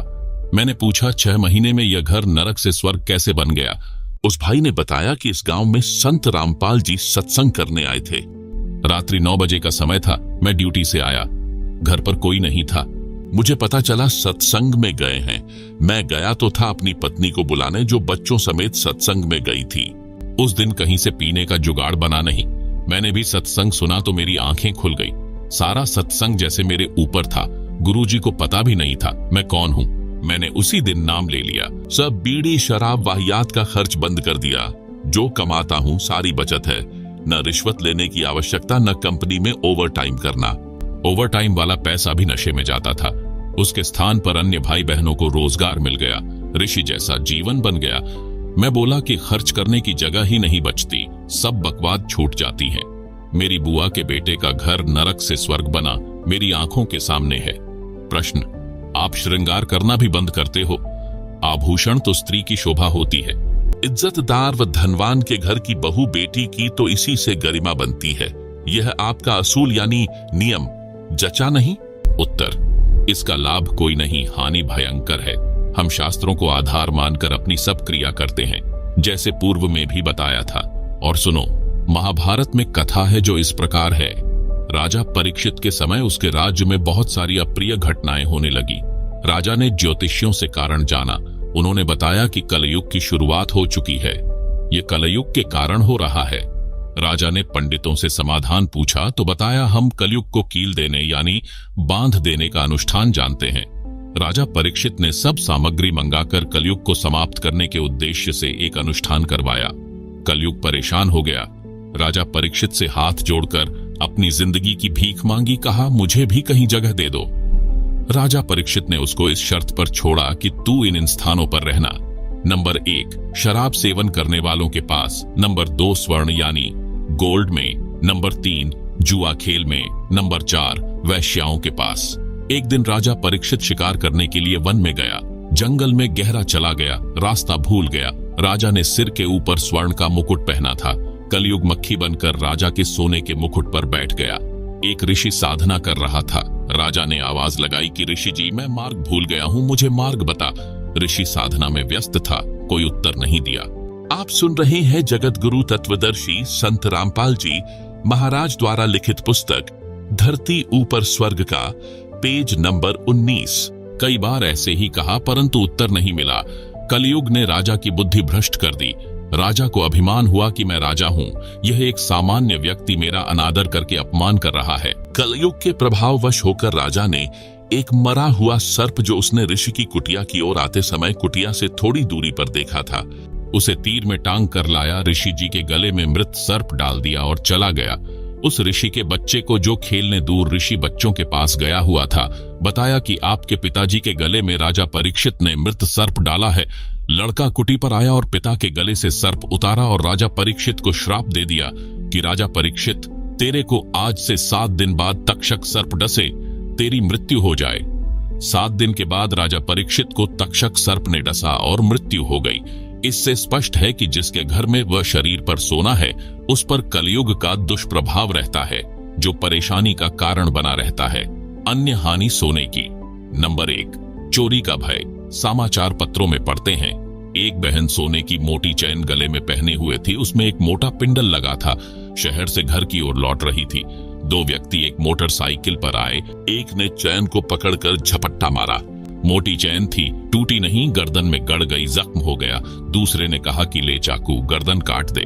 यह सुनकर उस बहन ने हाथ जोड़कर जीवन की भीख मांगी। चैन निकाल कर दे दी। वे भाग गए। बहन मूर्छित होकर गिर गई। लोग इकट्ठे हो गए, अस्पताल में ले गए, इलाज करवाया, पुलिस बुलाई। जब वह बहन होश में आई तो चिल्लाई कि मारो न मुझे, चैन निकाल लो। फिर अचेत हो गई। जब ठीक हुई तब सारी घटना बताई। कर लो दिखावा। सोना जिसे धनवानों की बहू बेटियों की गरिमा बताकर नरक ढोते हैं, वही जान का झाड़ बन गई। गरिमा सड़क किनारे अचेत मिट्टी में पड़ी थी। आदमी उठाकर अस्पताल में ले गए। नहीं तो गर्दन से रक्त निकलता रहता, मर जाती। 30 वर्ष के आसपास आयु की बहन कानों में मोटे मोटे छल्ले यानी बाले पहने हुए थी। वे थे तो नकली परंतु असली लग रहे थे। वह ट्रेन के इंतजार में स्टेशन पर खड़ी थी। 2 झपट्टा मारों की नजर उस पर थी। जब रेलगाड़ी आई, गाड़ी में चढ़ने वालों की भीड़ बढ़ गई। वे दोनों उस खिड़की के पास आ गए जिसमें वह बहन चढ़ने के लिए खड़ी थी। भीड़ बहुत थी। बहन डिब्बे में प्रवेश कर गई। सीढ़ियों तक डिब्बा भरा था। गाड़ी 2 मिनट में चल पड़ी। उन दुष्टों ने एक एक कान का छल्ला पकड़ा, झटका मारा, कान फट गए। दोनों ट्रेन से कूद गए। गाड़ी ने स्पीड पकड़ी ही थी। वह बहन चिल्लाई। तब तक ट्रेन दूर जा चुकी थी। डिब्बे के व्यक्तियों ने गाड़ी की चैन खींची। लुटेरे तो जा चुके थे। उस बहन को अस्पताल में ले जाया गया, इलाज करवाया। तब उस बहन ने बताया कि ये कानों के बाले यानी छल्ले नकली थे। यह झूठी शान का दिखावा भी दुख का मूल मंत्र है। आप सुन रहे हैं जगत गुरु तत्वदर्शी संत रामपाल जी महाराज द्वारा लिखित पुस्तक धरती ऊपर स्वर्ग का पेज नंबर 20। सोने को त्याग देने का लाभ, न चोरी का डर, न झपट्टा मारों का भय। यदि सब जनता हमारे की तरह सादा जीवन जिए तो घर स्वर्ग बनेगा ही बनेगा। भारत देश विश्व के धनी देशों में प्रथम श्रेणी में खड़ा होगा। कारण, विश्व में प्रत्येक देशों की जीडीपी सोने से बनती है। जिस देश के खजाने में जितना अधिक सोना यानी गोल्ड होगा, उसकी जीडीपी उतनी ही अधिक होती है। अंग्रेज भारत पर राज करते थे।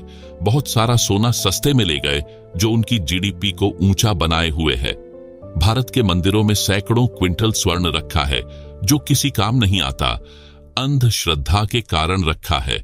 उसे सरकार के खजाने में जमा कराया जाए, सरकार मोल लेती है। भारत का रुपया अमेरिका के डॉलर के बराबर हो जाएगा। उस सोने की कीमत से धार्मिक अनुष्ठान करवाए जाए, गरीबों की मदद की जाए ताकि दानकर्ताओं को पुण्य मिले। पोहलोबाई की नसीहत। एक राजा ने भक्तनी पोहलोबाई के ज्ञान विचार सुने, बहुत प्रभावित हुआ। उस राजा की 3 रानियां थीं। राजा ने अपनी रानियों को पोहलोबाई के विषय में बताया। राजा ने कई बार पोहलोबाई भक्तनी की अपनी रानियों के सामने प्रशंसा की। अपने पति के मुख से अन्य स्त्री की प्रशंसा सुनकर रानियों को अच्छा नहीं लगा, परंतु कुछ बोल नहीं सकी। उन्होंने भक्तमती पोहलोबाई को देखने की इच्छा व्यक्त की। राजा ने पोहलोबाई को अपने घर पर सत्संग करने के लिए कहा तो पोहलोबाई ने सत्संग की तिथि तथा समय राजा को बता दिया। सत्संग के दिन रानियों ने अति सुंदर कीमती वस्त्र पहने तथा सब आभूषण पहने। अपनी सुंदरता दिखाने के लिए कोई कसर नहीं छोड़ी। रानियों ने सोचा था कि पोहलो बहुत सुंदर होगी। भक्तमती पोहलो राजा के घर आई। उसने खद्दर का मैला सा वस्त्र धारण कर रखा था। हाथ में माला थी, चेहरे का रंग भी साफ नहीं था। भक्तमती पोहलो को देखकर तीनों रानियां खिलखिलाकर हंसने लगी और बोली कि यह है वह पोहलो। हमने तो सोचा था कि बहुत सुंदर होगी। उनकी बात सुनकर भक्तमती पोहलोबाई ने कहा कि वस्त्र आभूषण तन की शोभा, यह तन कांचो भांडो। भक्ति बिना बनोगी कुतिया, राम भजो न रांडो। भावार्थ, सुंदर वस्त्र तथा आभूषण शरीर की शोभा बढ़ाते हैं। यह शरीर नाशवान है जैसे कच्चा घड़ा होता है। यह शरीर क्षणभंगुर है, न जाने किस कारण से, किस आयु में और कब कष्ट हो जाए, कोढ़ लग जाए। यदि भक्ति नहीं की तो अगले जन्म में कुतिया का जन्म पाओगी, फिर निवस्त्र भटकती फिरोगी। इसलिए कहा है रांडो अर्थात स्त्रियों भक्ति करो। रांड शब्द विधवा के लिए प्रयोग होता है, परंतु सामान्य रीति में स्त्रियां अपनी प्रिय सखियों को प्यार से संबोधित करने में यानी प्यार भरी गाली के साथ प्रयोग किया करती। अब शिक्षित होने पर यह शब्द प्रयोग नहीं होता। भक्तमती पोहलोबाई ने सत्संग सुनाया। कबीर परमेश्वर जी की साखियां सुनाई। कबीर, हरि के नाम बिना नारी कुतिया होए, गली गली भौंकत फिरे, टूक ना डाले कोय। कबीर, राम रटत कोड़ी भलो, चू चू पड़े जो चाम, सुंदर देही किस काम की, जा मुख नाही नाम। आप सुन रहे हैं जगत गुरु तत्वदर्शी संत रामपाल जी महाराज द्वारा लिखित पुस्तक धरती ऊपर स्वर्ग का पेज नंबर 21। कबीर, नहीं भरोसा देही का, विनश जाए छिन माही, श्वास उश्वास में नाम जपो और यत्न कुछ नाही।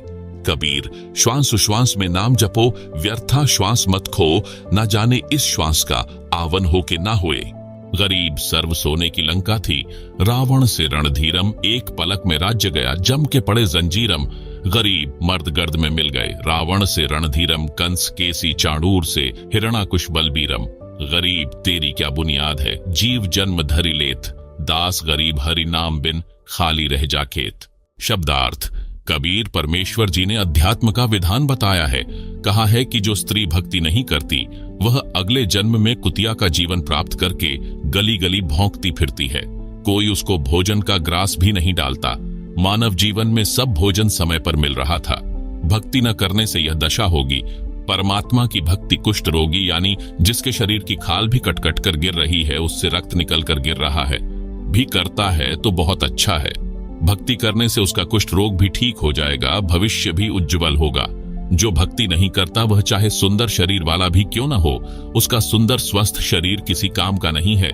इस मानव शरीर का कोई विश्वास नहीं है कि यह कब तथा किस कारण से नष्ट हो जाए।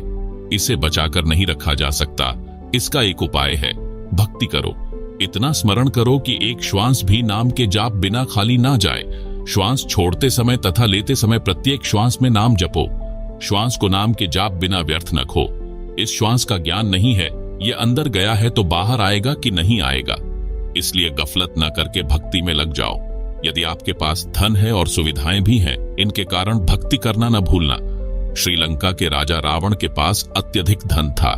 उसने स्वर्ण के मकान बना रखे थे और स्वयं भी योद्धा था। परंतु श्री रामचंद्र के साथ युद्ध हुआ, मारा भी गया और स्वर्ण भी लूट लिया गया, राज्य भी गया। यह सब एक पलक में हो गया, यानी राम जी के तीर से मारा गया।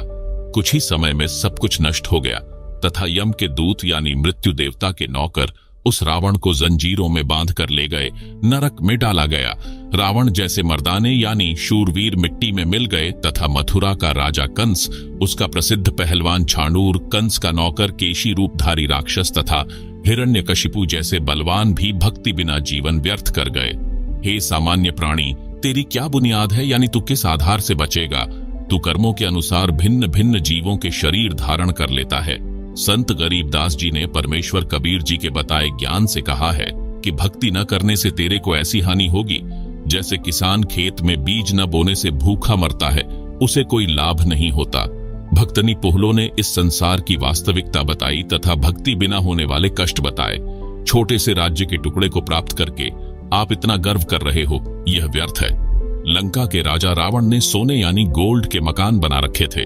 सत्य भक्ति न करने से राज्य भी गया, स्वर्ण भी यहीं रह गया, नरक का भागी बना। राजा रानियों ने उपदेश लेकर भक्ति की तथा जीवन धन्य बनाया। आप सुन रहे हैं जगत गुरु तत्वदर्शी संत रामपाल जी महाराज द्वारा लिखित पुस्तक धरती ऊपर स्वर्ग का पेज नंबर 22। महाकष्ट मोल लेते हैं। एक व्यक्ति ने दीक्षा लेने के बाद बताया कि मेरे साले ने लड़की का रिश्ता करना था। लगभग 10 लाख के सोने गोल्ड के आभूषण बनवाए, कीमती सामान, कपड़े, फ्रीज, एसी, मोटरसाइकिल, सिलाई की मशीन आदि लाकर रखे, जो कानून से बचने के लिए लड़के वालों के घर विवाह से 1 महीना पहले देकर आने थे, क्योंकि विवाह के समय नहीं दे ले सकते, कानूनी गलत है। जिस दिन भेजने थे उसी रात्रि में 10-12 व्यक्ति आए। 4 व्हीलर ले रखा था, सारा सामान लाद ले गए। घर वालों ने सोचा कि मंगत राम, साले का नाम, सामान लेकर जा रहा है। सब सोते रहे। सुबह मंगत राम उठा तो घर खाली था। पता चला तो पेट पकड़कर बैठ गया। भेद भी नहीं लगा। घर गांव से बाहर की ओर था, गांव का अंतिम घर था। कर्ज लिया, इतना ही सामान फिर लाया, हाथों हाथ आगे पहुंचाया। यह गलत रीति रिवाज के कारण महाकष्ट मोल ले रखा है। ऐसी ऐसी अनेकों घटना होती हैं। यह दुख सब पुराने रीति रिवाजों, परंपराओं की देन है जो हमने स्वयं लाद रखा है। हम यानी संत रामपाल जी के अनुयायी इसको नहीं लादते। बेटी का विश्वास परमात्मा पर दृढ़ करते हैं, जो सत्य भी है। हमारी बेटियों तथा बेटों में परमात्मा के संविधान की पूर्ण रूप से समझ है। संत गरीबदास जी गांव छुड़ानी जिला झज्जर वाले ने कहा है, तुमने उस दरगाह का महल नहीं देखा, धर्मराय के तिल तिल का लेखा। अर्थात संत गरीबदास जी ने कहा है कि आपने धर्मराय यानी परमात्मा का न्यायाधीश का महल यानी न्यायालय नहीं देखा, जहां पर एक एक तिल यानी दाने दाने, पैसे पैसे का लेखा अकाउंट होता है। एक कथा जो सब शंकाओं का समाधान कर देती है। कृपया सुने यह कहानी। एक लेवा एक देवा दूतम, कोई किसी का पिता न पूतम। एक किसान के घर एक पुत्र उत्पन्न हुआ। पुत्र 8 वर्ष का हुआ तो पत्नी की मृत्यु हो गई। किसान के पास 16 एकड़ जमीन थी। कुछ वर्ष पश्चात किसान ने दूसरी शादी की। उस पत्नी से भी एक पुत्र उत्पन्न हुआ। कुछ वर्ष पश्चात उस पत्नी की भी मृत्यु हो गई। किसान का प्रथम पत्नी वाला पुत्र 16 वर्ष का हुआ, उसका विवाह कर दिया। किसान की भी मृत्यु हो गई। छोटा लड़का 10-12 वर्ष की आयु में रोगी हो गया। कुछ दिन उपचार कराया, फिर बड़े भाई यानी मौसी का बेटा ने तथा उसकी पत्नी ने विचार किया कि उपचार पर क्यों खर्च किया, यदि मर गया तो इसके हिस्से के 8 एकड़ जमीन अपने पास रह जाएगी। यह विचार करके पड़ोस के गांव से जो वैद्य उपचार के लिए आता था उससे कहा कि इस लड़के को औषधि में विष मिलाकर दे दो, हम आपको धन दे देंगे। 500 रुपये के लालच में वैद्य ने उस लड़के को औषधि में विष खिलाकर मार दिया। गांव वालों को बताया गया कि रोग के कारण मृत्यु हो गई। किसी को शंका नहीं हुई, बच्चे की मृत्यु रोग के कारण हुई मान ली। आप सुन रहे हैं जगतगुरु तत्वदर्शी संत रामपाल जी महाराज द्वारा लिखित पुस्तक धरती ऊपर स्वर्ग का पेज नंबर 23। उस मौसी के बेटे की मृत्यु के 1 वर्ष पश्चात बड़े भाई को पुत्र प्राप्त हुआ। खुशी का ठिकाना नहीं रहा। बच्चे के जन्म की खुशी में जीवनवार यानी लंगर किया। पूरे गांव में मिठाई बांटी गई। उसके पश्चात कोई संतान नहीं हुई। इकलौते पुत्र को प्रेम से पाला, अच्छा घी दूध दही खिला पिलाकर हष्ट पुष्ट कर दिया। 16 वर्ष की आयु में विवाह कर दिया। उस समय बाल विवाह को गर्व की बात माना जाता था। वह लड़का रोगी हो गया। वैद्य पर वैद्य बुलाए, महंगे से महंगी औषधि खिलाई, परंतु व्यर्थ रहा। उस समय 1 महीने में 1-1 हजार की औषधि खिलाई गई। हीरा तथा मोती भस्म भी औषधि में मिलाकर लड़के को खिलाया गया, जिस कारण से 8 एकड़ जमीन भी बेचनी पड़ी। परंतु रोग घटने की बजाय बढ़ता ही चला गया और अंतिम दिन आ गया। लड़के का पिता चिंतित अवस्था में पुत्र के पास बैठा था। उसी समय लड़का बोला, भाई साहब एक काम कर। पिता ने कहा कि बेटा मैं तेरा पिता हूं। लड़का बोला कि मैं तेरा वह भाई हूं जिसको आपने विष देकर मरवाया था। मैं ही अपना बदला लेने आपके पुत्र रूप में जन्मा हूं। उस लड़के की माताजी भी वहीं विराजमान थी। लड़का बोला कि 8 एकड़ जमीन मेरे हिस्से की थी, वह मैंने वसूल कर ली है। अब केवल कफन तथा लकड़ियों का हिसाब शेष है, उसकी तैयारी करो। यह बात सुनकर पिता उर्फ भाई का मुख फटा का फटा रह गया। अपने किए पर दोनों पति पत्नी ने पश्चाताप किया। परमात्मा का विधान अटल है। बड़े भाई ने पुत्र रूप में जन्मे छोटे भाई से प्रश्न किया कि हमने लालच में आकर जो पाप किया, हमें तो परमात्मा ने फल दे दिया। जिस उद्देश्य के लिए आपकी जान ली थी वह 8 एकड़ जमीन गई तथा अन्य संतान है नहीं। यह शेष जमीन कोई और ही लेगा। हमारा तो नाश हुआ सो हुआ, यह तो होना ही चाहिए था। परमात्मा ने न्याय किया। परंतु जो लड़की आपकी पत्नी रूप में आई है, इसने कौन सा अपराध किया है जिस कारण से यह सती प्रथा के तहत आपके साथ जिंदा जलाई जाएगी? इसके साथ भगवान ने अन्याय किया है। छोटा भाई उर्फ पुत्र बोला कि मेरी मृत्यु के 2 वर्ष पश्चात वह वैद्य मर गया था जिसने मुझे 500 रुपये के लालच में विष देकर मारा था।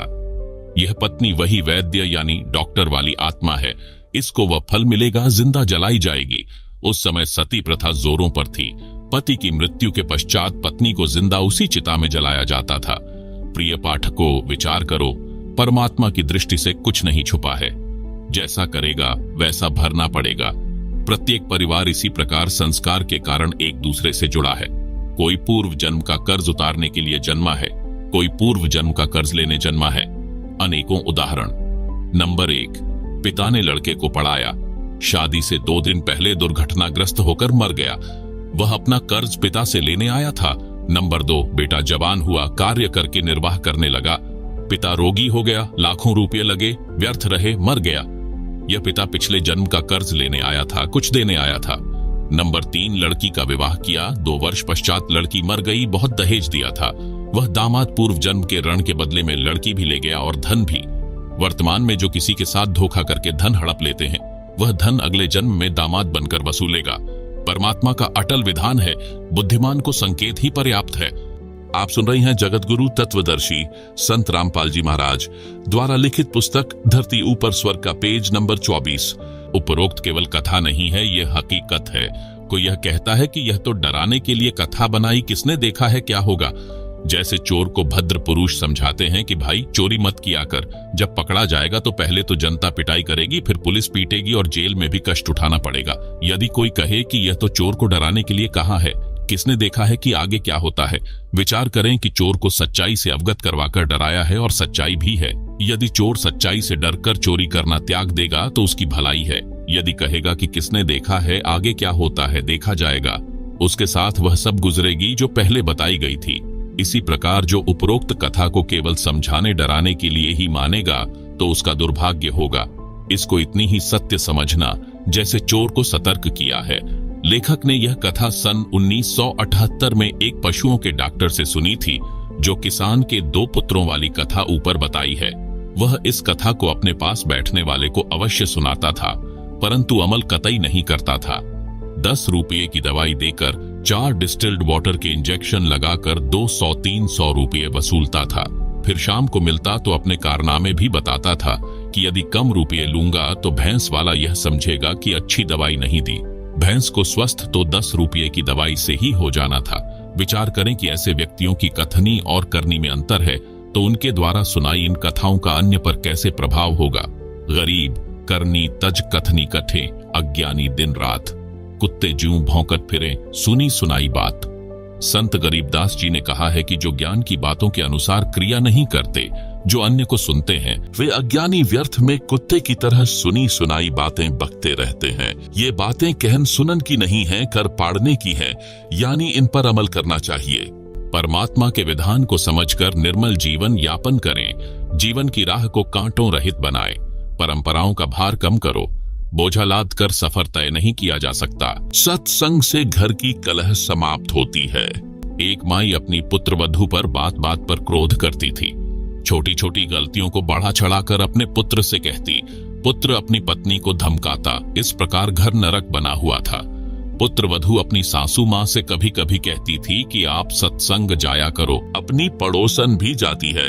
सासू माँ बोली कि सत्संग में तो आई गई, यानी बदचलन स्त्रियां जाती हैं जिनका संसार में सम्मान नहीं होता, जो अच्छे कुल की नहीं है। हम खानदानी हैं, हमारा क्या काम सत्संग में। ऐसे पुत्र वधू ने कई बार कोशिश की, परंतु माई मानने को तैयार नहीं होती। एक दिन गांव की स्त्री किसी कार्यवश उनके घर आई तो सास अपनी पुत्र वधू को गालियां दे रही थी, धमका रही थी कि आने दे तेरे खसम को, आज तेरी खाल उतरवाऊंगी। बात क्या थी कि गिलास में चाय रखी थी, जो सास के लिए डालकर पुत्र वधू बच्चे को लेने अंदर चली गई थी, जो सोया था, जागने पर रो रहा था।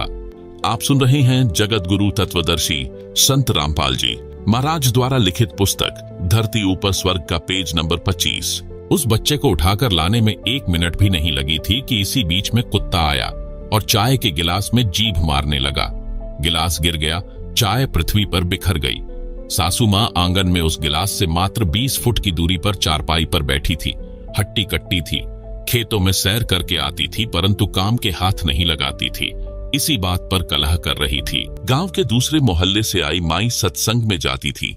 सब बात सुनकर उसने भतेरी, उस सास का नाम भतेरी था, से कहा कि आप सत्संग में चला करो। उसका वही उत्तर था। उस सत्संग वाली भक्तमती ने बहुत देर सत्संग में सुनी बातें बताई, परंतु भतेरी मानने को तैयार नहीं थी। भतेरी की दूसरी बहन उसी गांव में दूसरे मोहल्ले में विवाह रखी थी, जिस पानने की वह सत्संग वाली माई जानकी थी। भतेरी की बहन का नाम दया कौर था। जानकी ने जाकर दया कौर से बताया कि तेरी बहन भतेरी ने तो घर का नरक बना रखा है, बिना बात की लड़ाई करती है। मैं कल किसी कामवश गई थी, एक चाय का गिलास कुत्ते ने गिरा दिया, उसी का महाभारत बना रखा था। दया कौर भी जानकी के कहने से सत्संग सुनने गई थी और दीक्षा ले ली थी। जानकी ने कहा कि उसको जैसे तैसे एक बार सत्संग में ले चल। जब तक संतों के विचार सुनने को नहीं मिलते तो व्यक्ति व्यर्थ की टेंशन यानी चिंता स्वयं रखता है तथा घर के सदस्यों को भी चिंता में रखता है। दया कौर अगले दिन अपनी बहन के घर गई। किसी बहाने भतेरी को अपने घर ले गई। वहां से कई अन्य औरतें सत्संग में जाने के लिए जानकी के घर के आगे खड़ी थीं। वे दया कौर को सत्संग में चलने के लिए कहने उसके घर गई। वहां उसकी बहन भतेरी को देखकर उसे भी कह सुनकर साथ ले गई। भतेरी ने जीवन में प्रथम बार सत्संग सुना। आश्रम में कैसे स्त्री पुरुष रहते हैं, सब आंखों देखा तो अच्छा लगा। जैसा अनाप शनाप सुना करती थी, वैसा आश्रम में कहीं देखने को नहीं मिला। सत्संग में बताया गया कि कई व्यक्ति अपनी बहन, बेटियों, बहुओं तथा अन्य स्त्रियों को सत्संग नहीं भेजते और न स्वयं जाते हैं। वे कहते हैं कि हमारे सत्संग में जाने से घर की इज्जत का नाश हो जाएगा, हमारी बहू बेटियां बदनाम हो जाएंगी। उनको विचार करना चाहिए कि सत्संग में न आने से परमात्मा के विधान का ज्ञान नहीं होता कि भक्ति न करने वाले स्त्री पुरुष अगले जीवन में महाकष्ट भोगते हैं। सूक्ष्म वेद में बताया है कि जो मनुष्य शरीर प्राप्त करके भक्ति नहीं करते उनको क्या हानि होती है। कबीर, हरि के नाम बिना नारी कुतिया हुए, गली गली भौकत फिरे, टूक न डाले कोय। संत गरीबदास जी की वाणी से बीबी पर्दे रहे थी, ड्योड़ी लगती बाहर, अब गात उघाड़े फिरती हैं बन कुतिया बाजार। वे पर्दे की सुंदरी सुनो संदेशा मोर, गात उघाड़े फिरती है करें सरायों शोर। नक बेसर नक पर बनी, पहरे थी हार हमेल, सुंदरी से कुतिया बनी, सुन साहेब यानी प्रभु के खेल। भावार्थ, मनुष्य जीवन प्राप्त प्राणी यदि भक्ति नहीं करता है तो वह मृत्यु के उपरांत पशु पक्षियों आदि आदि की योनियां प्राप्त करता है। परमात्मा के नाम जाप बिना स्त्री अगले जन्म में कुतिया का जीवन प्राप्त करती है, फिर निवस्त्र होकर नंगे शरीर गलियों में भटकती रहती है, भूख से बेहाल होती है, उसको कोई रोटी का टुकड़ा भी नहीं डालता। आप सुन रहे हैं जगत गुरु तत्वदर्शी संत रामपाल जी महाराज द्वारा लिखित पुस्तक धरती ऊपर स्वर्ग का पेज नंबर 26। जिस समय वह आत्मा स्त्री रूप में किसी राजा, राणा तथा उच्च अधिकारी की बीवी यानी पत्नी थी, वे उसके पूर्व जन्मों के पुण्यों का फल था जो कभी किसी जन्म में भक्ति धर्म आदि किया था। वह सर्व भक्ति तथा पुण्य स्त्री रूप में प्राप्त कर लिए। वह आत्मा उच्च घरानों की बहु बेटियां थीं। तब पर्दों में रहती थी, काजू किशमिश डालकर हलवा तथा खीर खाती थी, उनका झूठा छोड़ा हुआ नौकरानियां खाती थी। उनको सत्संग में नहीं जाने दिया जाता था क्योंकि वे उच्च घरानों की बहुएं तथा बेटियां थीं। घर से बाहर जाने से बेइज्जती मानती थी। बड़े घरों की इज्जत इसी में मानी जाती थी कि बहु बेटियों का पर्दों में घर में रहना उचित है। इन कारणों से वह पुण्यात्मा सत्संग विचार न सुनने के कारण भक्ति से वंचित रह जाती थी। उस मानव शरीर में वह स्त्री गले में 9-9 लाख रुपये के हमेल यानी हार पहनती थी, नाक में सोने की नाक पहनती थी, उसी हार सिंगार में अपना जीवन धन्य मानती थी। भक्ति न करने से वे अब कुतिया का जीवन प्राप्त करके नंगे शरीर गलियों में एक एक टुकड़े के लिए तरस रही होती है। शहर में पहले सराय यानी धर्मशाला होती थी। यात्री रात्रि में उनमें रुकते थे, सुबह भोजन खाकर प्रस्थान करते थे।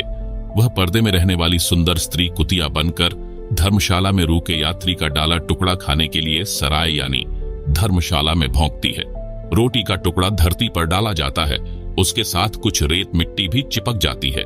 वह सुंदरी जो काजू किशमिश युक्त हलवा खीर खाती थी, भक्ति नहीं करती थी, उस रेत मिट्टी युक्त टुकड़े को खा रही है। यदि मनुष्य शरीर रहते रहते पूरे संत से नाम लेकर भक्ति कर लेती तो ये दिन नहीं देखने पड़ते। कबीर, हरि के नाम बिन राजा ऋषभ होए, मिट्टी लदे कुम्हार के घास न नीरई कोए। भगवान की भक्ति न करने से राजा गधे का शरीर प्राप्त करता है, कुम्हार के घर पर मिट्टी ढोता है, घास स्वयं जंगल में खाकर आता है, फिर पीछे तू पशुआ कीजय दीजय बैल बनाए, 4 पहर जंगल में डोले तो नहीं उधर भर आए। सिर पर सींग दिए मन बौरे, दूम से मच्छर उड़ाए, कांधे जुआ जोते कुआं, कोंदों का भुस खाए। भावार्थ, गधे का शरीर पूरा करके वह प्राणी बैल की योनि प्राप्त करता है। मानव शरीर में जीव को कितनी सुविधाएं प्राप्त थी। भूख लगते ही खाना खाओ, दूध पियो, चाय पियो, प्यास लगे तो पानी पी लो। भक्ति न करने से वही प्राणी बैल बनकर सुबह से शाम तक 4 पहर अर्थात 12 घंटे तक जंगल में फिरता है, हल में जोता जाता है। दिन में केवल 2 बार आहार बैल को खिलाया जाता है, दोपहर 12 बजे तथा रात्रि में, परंतु बैल को बीच में भूख लगी है और चारों ओर चारा भी पड़ा होता है, लेकिन खा नहीं सकता। हाली उसको घास नहीं खाने देता। पानी भी समय पर दिन में 2 या 3 बार पिलाया जाता है। सिर पर सींग तथा एक दुम यानी पूंछ लगे होंगे। जब मानव शरीर में था तब वह जीव कूलर, पंखे तथा एसी कमरों में रहता था। अब एक दुम है, इसको चाहे कूलर की जगह चाहे पंखे की जगह प्रयोग करो, उसी से मच्छर उड़ाता है। सत्संग में यह भी बताया गया कि घर में कलह का कारण परमात्मा के विधान को न समझकर संसार के भाव में चलना है। घर का कोई सदस्य घर में हानि नहीं करना चाहता, किसी कारण से हानि हो जाती है तो उसको लेकर कलह नहीं करनी चाहिए। आप सुन रहे हैं जगत गुरु तत्वदर्शी संत रामपाल जी महाराज द्वारा लिखित पुस्तक धरती ऊपर स्वर्ग का पेज नंबर 27। जो हानि होनी थी वह तो हो चुकी है, वह तो ठीक होनी नहीं। व्यर्थ की कलह करना समझदारी नहीं है। जिससे गलती से कोई हानि हो जाती है तो उसे कहना चाहिए, हे बेटा बेटी, माता पिता या सास बहू, यह जो हो गया ये अपने भाग्य में नहीं था, आपने जानबूझकर तो किया नहीं है। इस बात से घर में शांति कायम रहती है, कलह में काल निवास करता है। भूत प्रेतों का उस घर में डेरा होता है। जो कलह नहीं करते वे सुख से बसते हैं। जिस घर में नाम का सुमरण तथा परमात्मा की भक्ति यानी आरती स्तुति ज्योति यज्ञ होती है, उस घर में परमात्मा के आदेश से देवताओं का निवास होता है। सत्संग सुनकर सब अपने अपने घर चली गई। सत्संग दिन के 12 बजे से 2 बजे तक हुआ था। पुत्रवधू को पता नहीं था कि सासू मां सत्संग में गई थी। अगले दिन सुबह भैंस का दूध निकालकर पुत्रवधू उस दूध की भरी बाल्टी को छत में लगे कुंडे वाले सरिये में प्रतिदिन की तरह टांगने लगी। उसे लगा कि बाल्टी टंग गई, परंतु सरिये के उल्टी ओर बाल्टी का कड़ा लगा था। पुत्रवधू ने सोचा कि ठीक लगा है और बाल्टी छोड़ दी। बाल्टी पृथ्वी पर गिर गई, दूध बिखर गया। आवाज सुनकर भतेरी आई और पुत्रवधू दूध की बजाय सासू मां की ओर मायूसी से देख रही थी। बोलना उचित नहीं समझा, क्योंकि पुत्रवधू को पता था कि सासू मां किसी भी सफाई के वचन नहीं सुनती थी। सोच रही थी कि आज का सारा दिन कलह में जाएगा। शाम को पति आएगा, उससे भी पिटाई करवाएगी। हे परमात्मा, ये कौन बनी? ऐसी गलती तो कभी नहीं हुई थी। हे सतगुरु, कुछ तो दया करो। मैं तो आपकी भक्ति भी भूलने को हो रही हूँ। मुझे तो सारा दिन सासू मां के श्लोक याद रहते हैं। भतेरी बोली, बेटी, जो होना था वह हो गया। आज हमारे भाग्य में दूध है नहीं, चिंता ना कर। इस दूध को ऊपर से हाथों से बाल्टी में डालकर भैंस को पिला दे। यह कहकर जो नाम दीक्षा ली थी उसका जाप करने लग गई। पुत्रवधू को अपने कानों पर विश्वास नहीं हो रहा था। सोच रही थी कि माताजी आज पता नहीं कौन सा स्टेशन यानी रेडियो आकाशवाणी पकड़ गई। ये शीतल वचन भतेरी की बोरी यानी बारदाना में नहीं थे, इसमें खल भरी थी। आसपास से निकलती थी, तब भी बड़बड़ की झल निकलती थी। पुत्रवधू का नाम निशा था। वह सोच रही थी कि निशा, आज रात्रि में तेरी बुरी होगी दशा। निशा की सोच थी कि मेरे पति को बताएगी। वह माता की बात सुनकर मेरी कुछ नहीं सुनता, अच्छी बुरी कहेगा, सारा दिन और रात्रि रोने में जाएगी। निशा ने धरती पर पड़ा दूध बाल्टी में डालकर भैंस को पिला दिया। बाल्टी धोकर रख दी। भतेरी आई और बोली कि बेटी, रोटी खा ले, चिंता मत कर। बेटी, मैं कल मेरी बहन दया कौर के साथ दिन में सत्संग में गई थी। मेरी तो आंखें खुल गईं। मैं तो बहुत कलहारी बनी हुई थी। बेटी, हो सके तो क्षमा कर देना। पीछे हुआ सो हुआ, आगे से अपनी बेटी को पलकों पर रखूंगी। मेरी असली बेटी तो तू है, जन्मी बेटी तो अगलों की थी। वह चली गई, अपना दुख सुख साझा है। मेरी तो एक दिन के सत्संग ने ही आंखें खोल दी। बेटी, अगले रविवार को आप भी चलना, मैं भी चलूंगी। धीरे धीरे बेटे यानी निशा के पति को भी ले चलेंगे। लड़के ने भी दीक्षा ले ली। घर स्वर्ग बन गया। आप सुन रहे हैं जगत गुरु तत्वदर्शी संत रामपाल जी महाराज द्वारा लिखित पुस्तक धरती ऊपर स्वर्ग का पेज नंबर 28। विवेचन। इस पुस्तिका में सर्वप्रथम बताया गया है कि कर्म से सुख व कर्म से दुख होता है। पूर्व के जन्मों में किए अच्छे बुरे कर्मों के कारण सुख यानी स्वर्ग तथा दुख यानी नरक होता है। दुख का कारण पाप होता है। जैसे पैर में कांटा लग जाता है तो पीड़ा होती है। पीड़ा कांटे के कारण होती है। यदि कांटा निकाल दिया जाए तो दर्द बंद हो जाता है, क्योंकि दुख कांटे के कारण था। इसी प्रकार पूर्ण परमात्मा कबीर जी की भक्ति करने से पाप नाश यानी समाप्त हो जाता है। जीव सुखी हो जाता है। वह भक्ति करने की विधि व मंत्र दास के पास हैं, जिससे आपको परमात्मा सुखी कर देगा। साधक का पाप नष्ट हो जाएगा, घर स्वर्ग बन जाएगा। वेदों में प्रमाण। वेद भी इस बात के गवाह हैं। प्रमाण के लिए यजुर्वेद अध्याय 8 के मंत्र 13 की फोटोकॉपी दी गई है, जिसे आप पुस्तक में देख व पढ़ सकते हैं, जिसका अनुवाद आर्य समाज प्रवर्तक महर्षि दयानंद सरस्वती जी द्वारा किया गया है। अनुवादक ने परमात्मा को सबका उपकारक मित्र कहा है। वास्तव में सच्चा साथी परमात्मा ही है। जिंदे जी भी साथी, मृत्यु के बाद भी मित्र रहता है। इस संसार के सब नाते यहीं तक हैं। इस वेद मंत्र में स्पष्ट है कि अपने भक्तमति के एनसह यानी घोर से घोर पाप को भी परमात्मा नाश यानी खत्म कर देता है, जिससे सुख प्राप्त होता है।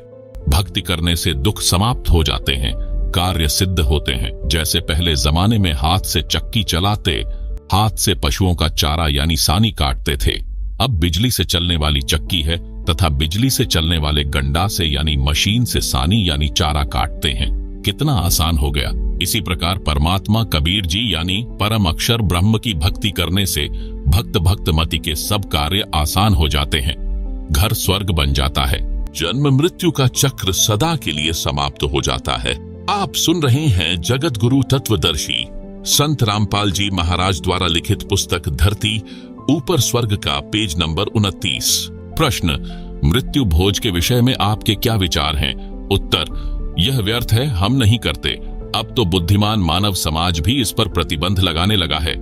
कबीर साहिब जी की वाणी में बताया है कि कबीर जीवित बाप गेल लट्ठम लट्ठा मुंह ये गंग पहुंचावें, अर्थात अपने पिता व माता जी के साथ जिंदे जी को उलट सुलट बोलते हैं। सब नहीं, अधिकतर मरने के पश्चात उसकी जली हुई हड्डियों को राख समेत उठाकर पुरोहित के माध्यम से गंगा के जल में प्रवाह करने जाते हैं। फिर उसका काज यानी मृत्यु भोज करते हैं। वह व्यर्थ है। अपने माता पिता को जीवित रहते खिलाओ पिलाओ, अच्छा कपड़ा पहनाओ, प्यार दो। यदि धर्म यज्ञ करना है तो उसके जीवित रहते शास्त्रानुसार कराओ, गुरु बनाओ, मानव जीवन सफल होगा। कबीर, गुरु बिन माला फेरते, गुरु बिन देते दान, गुरु बिन दोनों निष्फल हैं, पूछो वेद पुराण। कबीर रामकृष्ण से कौन बड़ा, उन्होंने भी गुरु कीन्ह, तीन लोक के वे धनी, गुरु आगे आधीन, अर्थात गुरु बनाए बिना दान करना, नाम जाप करना व्यर्थ है। आप हिंदू जन श्री कृष्ण जी व श्री रामचंद्र जी से बड़ा किसी को नहीं मानते, उन्होंने भी गुरु बनाए। श्री राम जी ने वशिष्ठ ऋषि को गुरु बनाया तथा श्री कृष्ण जी ने ऋषि दुर्वासा जी को गुरु बनाया।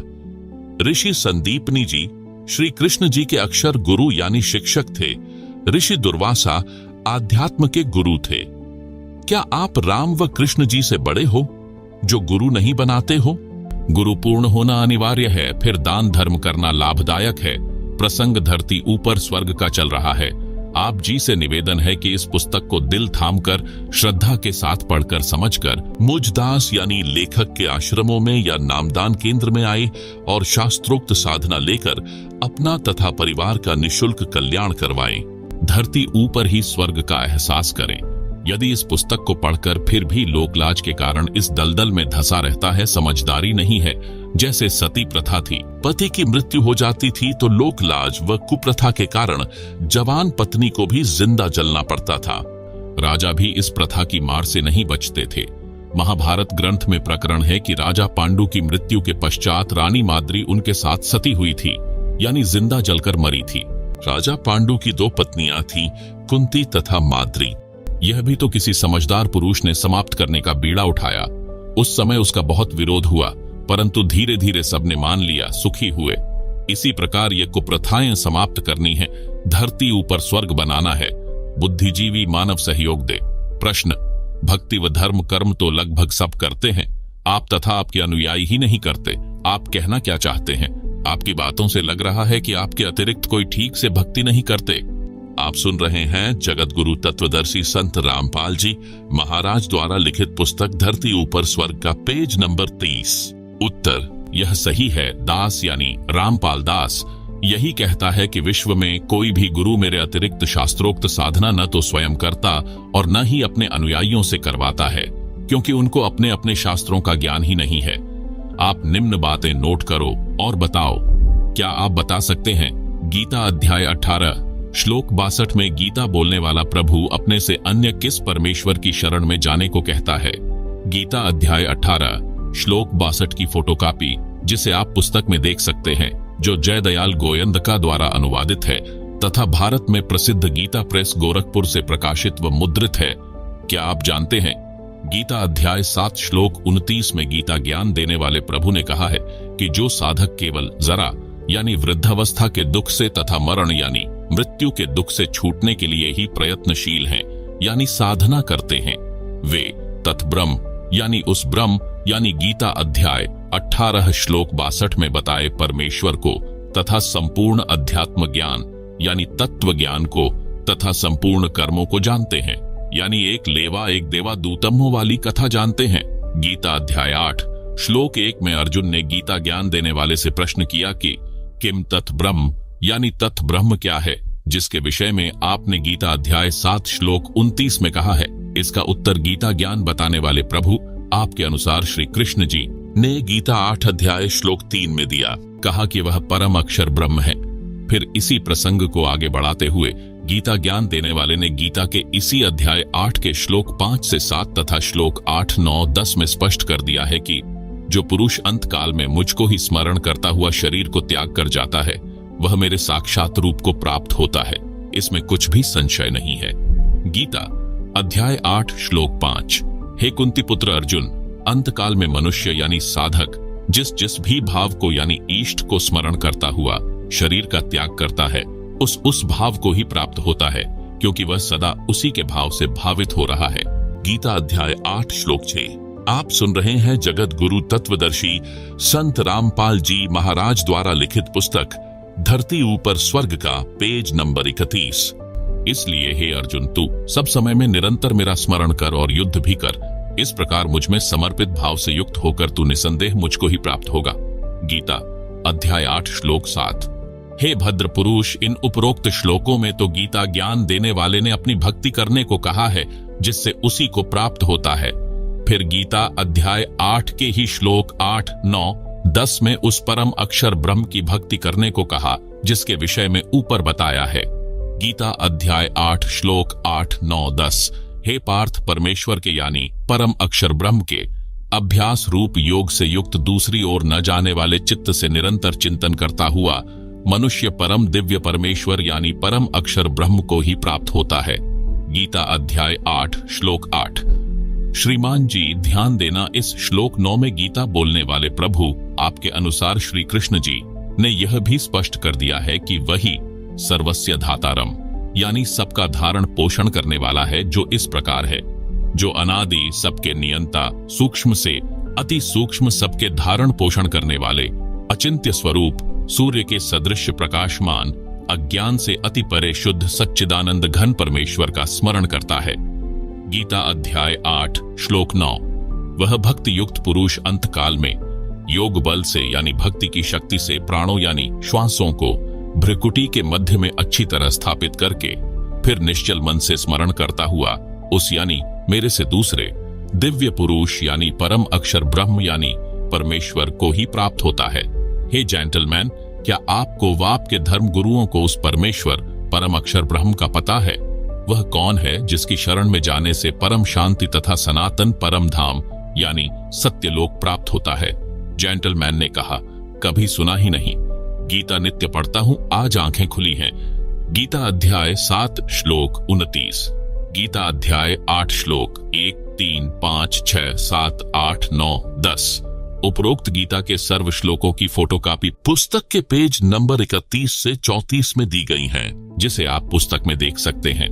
आप सुन रहे हैं जगत गुरु तत्वदर्शी संत रामपाल जी महाराज द्वारा लिखित पुस्तक धरती ऊपर स्वर्ग का पेज नंबर 35। गीता बोलने वाला नाशवान है, परम अक्षर ब्रह्म अविनाशी है। प्रमाण के लिए गीता अध्याय 4 श्लोक 5, अध्याय 2 श्लोक 12, अध्याय 10 श्लोक 2 में पढ़ें, जिनमें गीता ज्ञानदाता ने अपना जन्म मृत्यु होना स्वीकारा है, तथा गीता अध्याय 2 श्लोक 17 में तथा अध्याय 15 के श्लोक 17 में अपने से अन्य यानी परम अक्षर ब्रह्म यानी परमेश्वर को अविनाशी बताया है। गीता अध्याय 18 श्लोक 62 में उसी की शरण में जाने को गीता बोलने वाले आपके अनुसार श्री विष्णु जी ने कहा है। वह परमेश्वर यानी परम अक्षर ब्रह्म कौन है, कैसा है, उसकी शरण कैसे प्राप्त होती है? जानने के लिए पृष्ठ नंबर 48 पर लिखे फोन नंबरों पर SMS करके पुस्तकें मंगाकर पढ़ें। गीता अध्याय 2 श्लोक 12, गीता अध्याय 4 श्लोक 5, गीता अध्याय 10 श्लोक 2, गीता अध्याय 2 श्लोक 17, गीता अध्याय 15 श्लोक 17। उपरोक्त गीता के सर्व श्लोकों की फोटोकॉपी पुस्तक में दी गई है, जिसे आप पुस्तक में देख सकते हैं। आप सुन रहे हैं जगत गुरु तत्वदर्शी संत रामपाल जी महाराज द्वारा लिखित पुस्तक धरती ऊपर स्वर्ग का पेज नंबर 37। गूढ़ रहस्य गीता का। हे भद्र पुरुष, हिंदू धर्म के धर्म गुरुओं को वेदों व श्रीमद् भगवत गीता का कख का भी ज्ञान नहीं है। न ऋषियों महर्षियों को ज्ञान था। सर्व धर्मों का, धर्म ग्रंथों का ज्ञान मेरे गुरुदेव स्वामी रामदेवानंद जी महाराज जी के आशीर्वाद से मुझे है। गुरुदेव जी की कृपा से गीता के गूढ़ रहस्यों को ठीक से समझा है। मेरे को मूल ज्ञान यानी तत्व ज्ञान प्राप्त हुआ है, जिसे सूक्ष्म वेद भी कहा है, जिसके कारण सर्व धर्म शास्त्रों को यथारूप में जानना सरल हो गया है। हिंदू धर्म गुरुओं को तत्व ज्ञान नहीं था, इसलिए अर्थों के अनर्थ कर रखे हैं। प्रमाण देता हूँ, ध्यान व धीरज के साथ सुने व देखें। गीता अध्याय 4 श्लोक 32 में कहा है, पहले गीता प्रेस गोरखपुर से प्रकाशित तथा मुद्रित श्री जय दयाल गोयंदका जी द्वारा अनुवादित गीता में दिखाता हूँ, जो उन्होंने अड़ंगा अनुवाद किया है। कृपया देखो गीता अध्याय 4 श्लोक 32 की फोटोकॉपी, जिसे आप पुस्तक में देख सकते हैं। एवं बहुविधा यज्ञः वितता ब्रह्मणः मुख्य कर्मजान विदितान सर्वान एवं ज्ञात्वा विमोक्ष्यसे। इस अनुवाद में कई शब्दों के अर्थ गलत किए हैं। ब्रह्मणः का अर्थ वेद की तथा मुख्य का अर्थ वाणी में किया है, जो गलत है। गीता अध्याय 17 श्लोक 23 में भी ब्रह्मणः शब्द है, वहां इसी अनुवादक ने अर्थ ठीक किया है।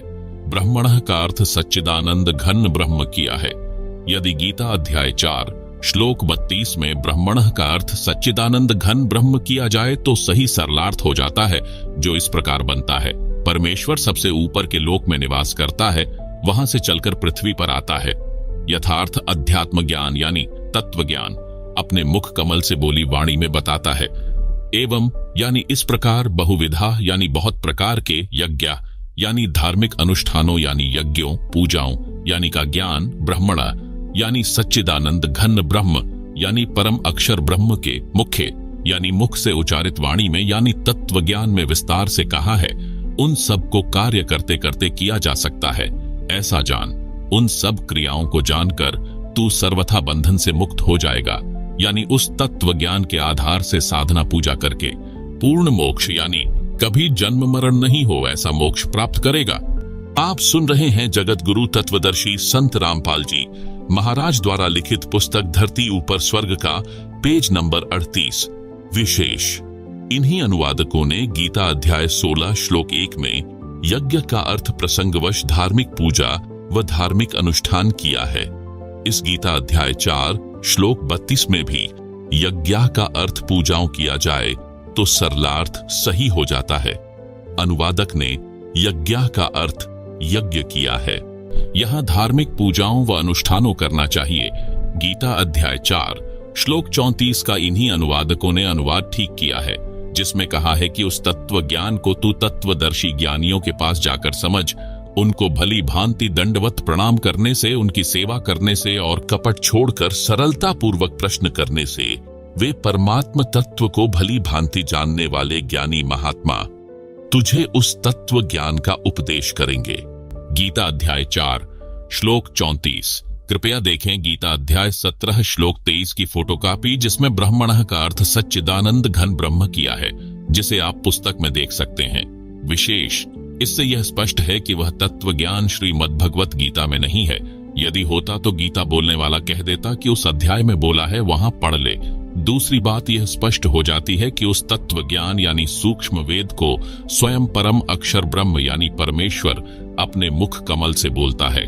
उस तत्व ज्ञान बताने वाले तत्वदर्शी संत महात्मा की पहचान गीता अध्याय 15 श्लोक 1 में बताई है। कहा है, आदि पुरुष परमेश्वर जिसकी मूल है, उस ऊपर को मूल वाले, नीचे को शाखा वाले, जिस संसार रूप पीपल के वृक्ष को अविनाशी कहते हैं यानी माना जाता है, उसके सब भागों को जो तत्व से जानता है, वह वेद के तात्पर्य को जानने वाला वेदवित यानी तत्वदर्शी संत है। परमेश्वर कबीर जी सबसे ऊपर के लोक सत्यलोक से सशरीर चलकर पृथ्वी पर आए। अपने मुख से वाणी बोली जो सूक्ष्म वेद यानी तत्व ज्ञान है। उसमें कहा है, कबीर अक्षर पुरुष एक पेड़ है, क्षर पुरुष यानी निरंजन वाकी डार, तीनों देवा शाखा हैं, पात रूप संसार। आप सुन रहे हैं जगत गुरु तत्वदर्शी संत रामपाल जी महाराज द्वारा लिखित पुस्तक धरती ऊपर स्वर्ग का पेज नंबर 39। अर्थात इस संसार रूपी वृक्ष का जो भाग धरती से ऊपर होता है, वह तना तो अक्षर पुरुष है। उसकी एक डार क्षर पुरुष जानो। उस क्षर पुरुष रूप डार पर लगी तीनों देवताओं यानी रजगुण ब्रह्मा, सतगुण विष्णु तथा तमगुण शिव रूप शाखा जानो। उन शाखाओं पर लगे पत्तों को संसार के प्राणी जानो। गीता अध्याय 15 श्लोक 1 से 3 का यह सारांश है। इससे यह स्वसिद्ध है कि कबीर जी सच्चिदानंद घन ब्रह्म यानी परम अक्षर ब्रह्म हैं। उनके द्वारा बोला गया ज्ञान तत्व ज्ञान यानी सूक्ष्म वेद है। अधूरे ज्ञान के कारण आपको यह भी शंका होगी कि जड़ यानी मूल कौन है तथा अक्षर पुरुष क्षर पुरुष का कहां प्रमाण है। उसके लिए सुनो, इस संसार रूप वृक्ष की मूल परम अक्षर ब्रह्म है, जिसका प्रमाण गीता अध्याय 8 श्लोक 3 8 से 10 में है, जो पहले इसी पुस्तिका में बताया गया है। कहा कि गीता अध्याय 8 श्लोक 9 में जो कबीर देव अनादि है, सबका नियंता यानी कंट्रोलर है, सूक्ष्म से अति सूक्ष्म यानी सर्वशक्तिमान है। सर्वस्य धातारम यानी सबका धारण पोषण करने वाला है। अचिंत्य स्वरूप सूर्य के सदृश स्वप्रकाशित है। अविद्या से अति परे यानी अज्ञानियों की पहुंच से दूर शुद्ध सच्चिदानंद घन परमेश्वर है। जो उसका स्मरण करता है वह उसी को प्राप्त होता है।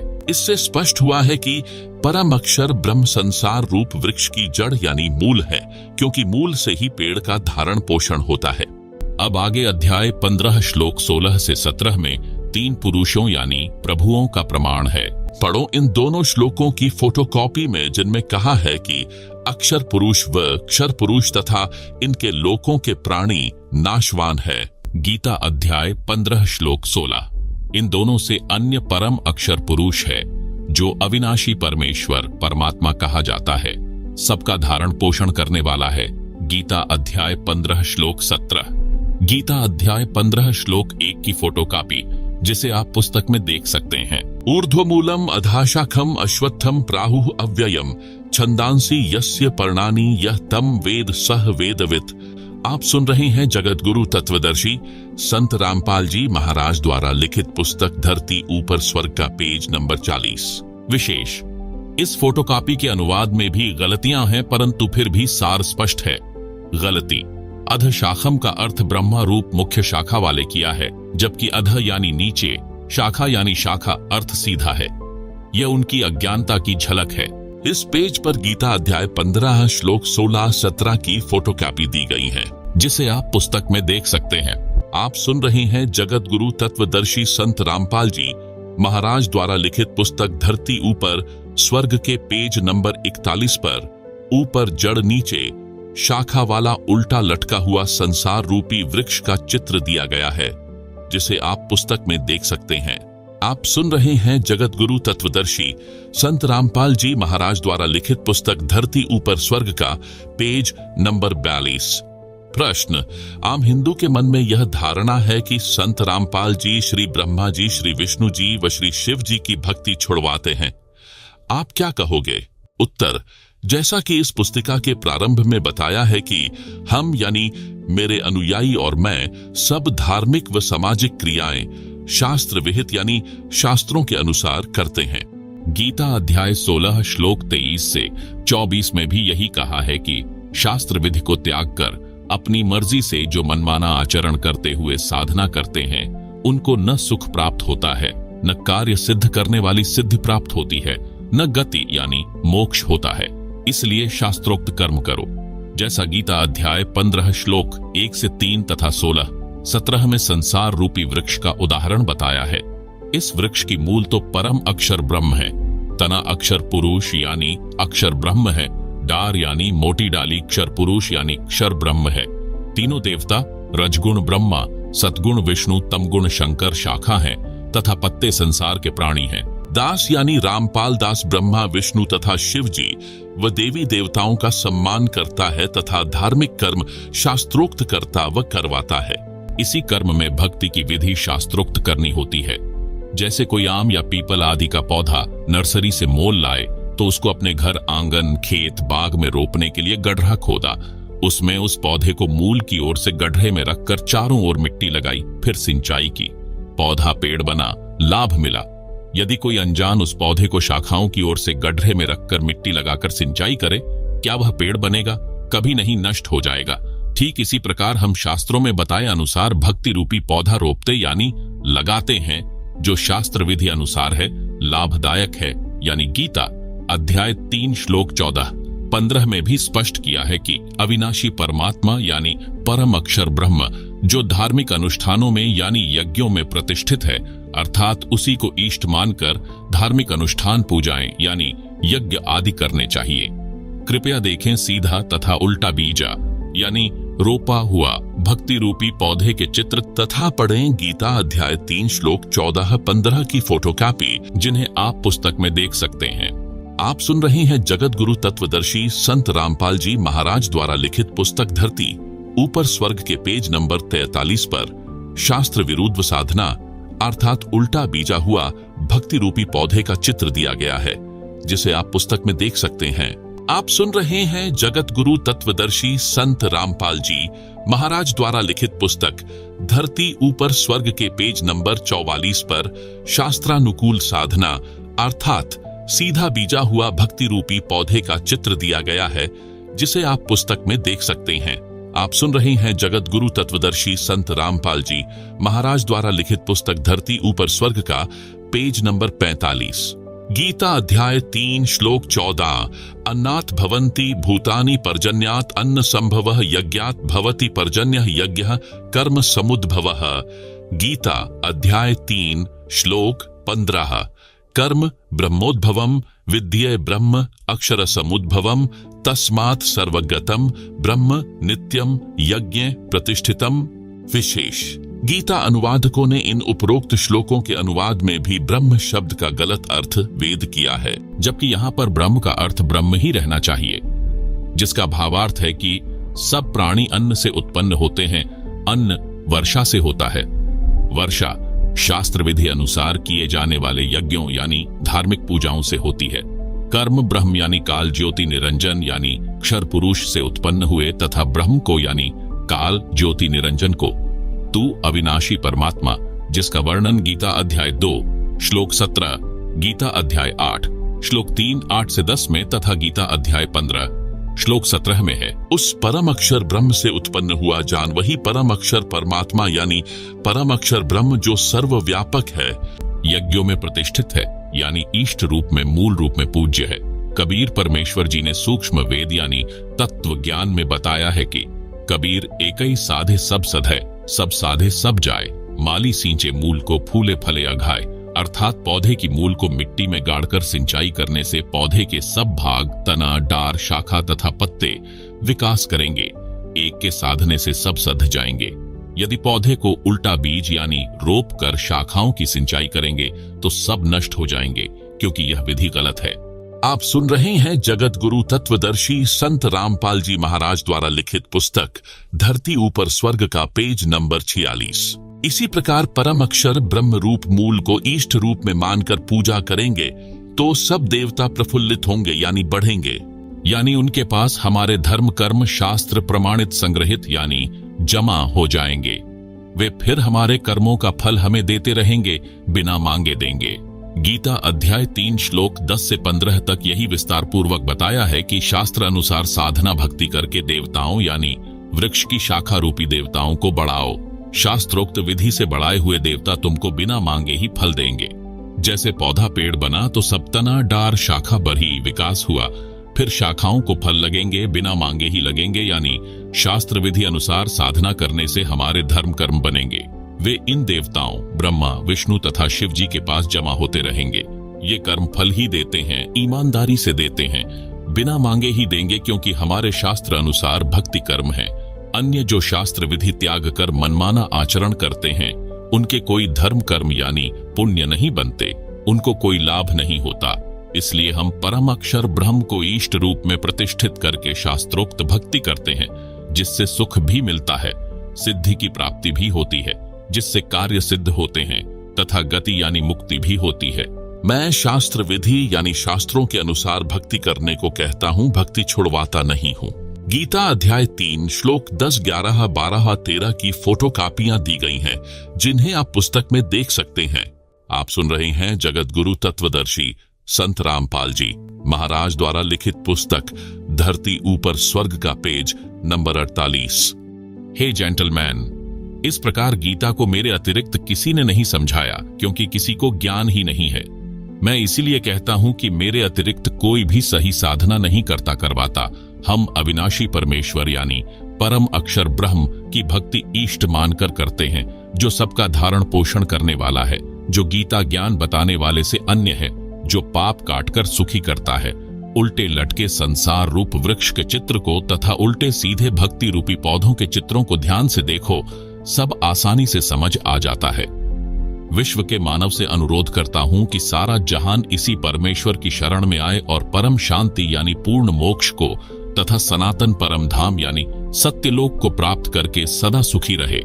अधिक जानकारी के लिए निम्न संपर्क सूत्रों पर संपर्क करें। इस पुस्तिका को या अन्य पुस्तक ज्ञान गंगा, गीता तेरा ज्ञान अमृत, व जीने की राह आदि को निशुल्क मंगवाएं। एसएमएस में अपना पूरा पता, फोन नंबर लिखें। पुस्तक आपके घर पहुंच जाएगी। एक बार में एक पुस्तक के लिए एसएमएस करना होगा। एक से अधिक एक एसएमएस पर नहीं भेजी जाएंगी। एक पढ़ो, फिर दूसरी निशुल्क मंगाओ। प्रचार प्रसार समिति बरवाला। संपर्क सूत्र 7496801825, 7496801823, 7496801825, 7496801823। धन्यवाद। सर्व मानव समाज का शुभ चिंतक रामपाल दास, सतलोक आश्रम, बरवाला जिला, हिसार, हरियाणा, भारत। सत साहिब।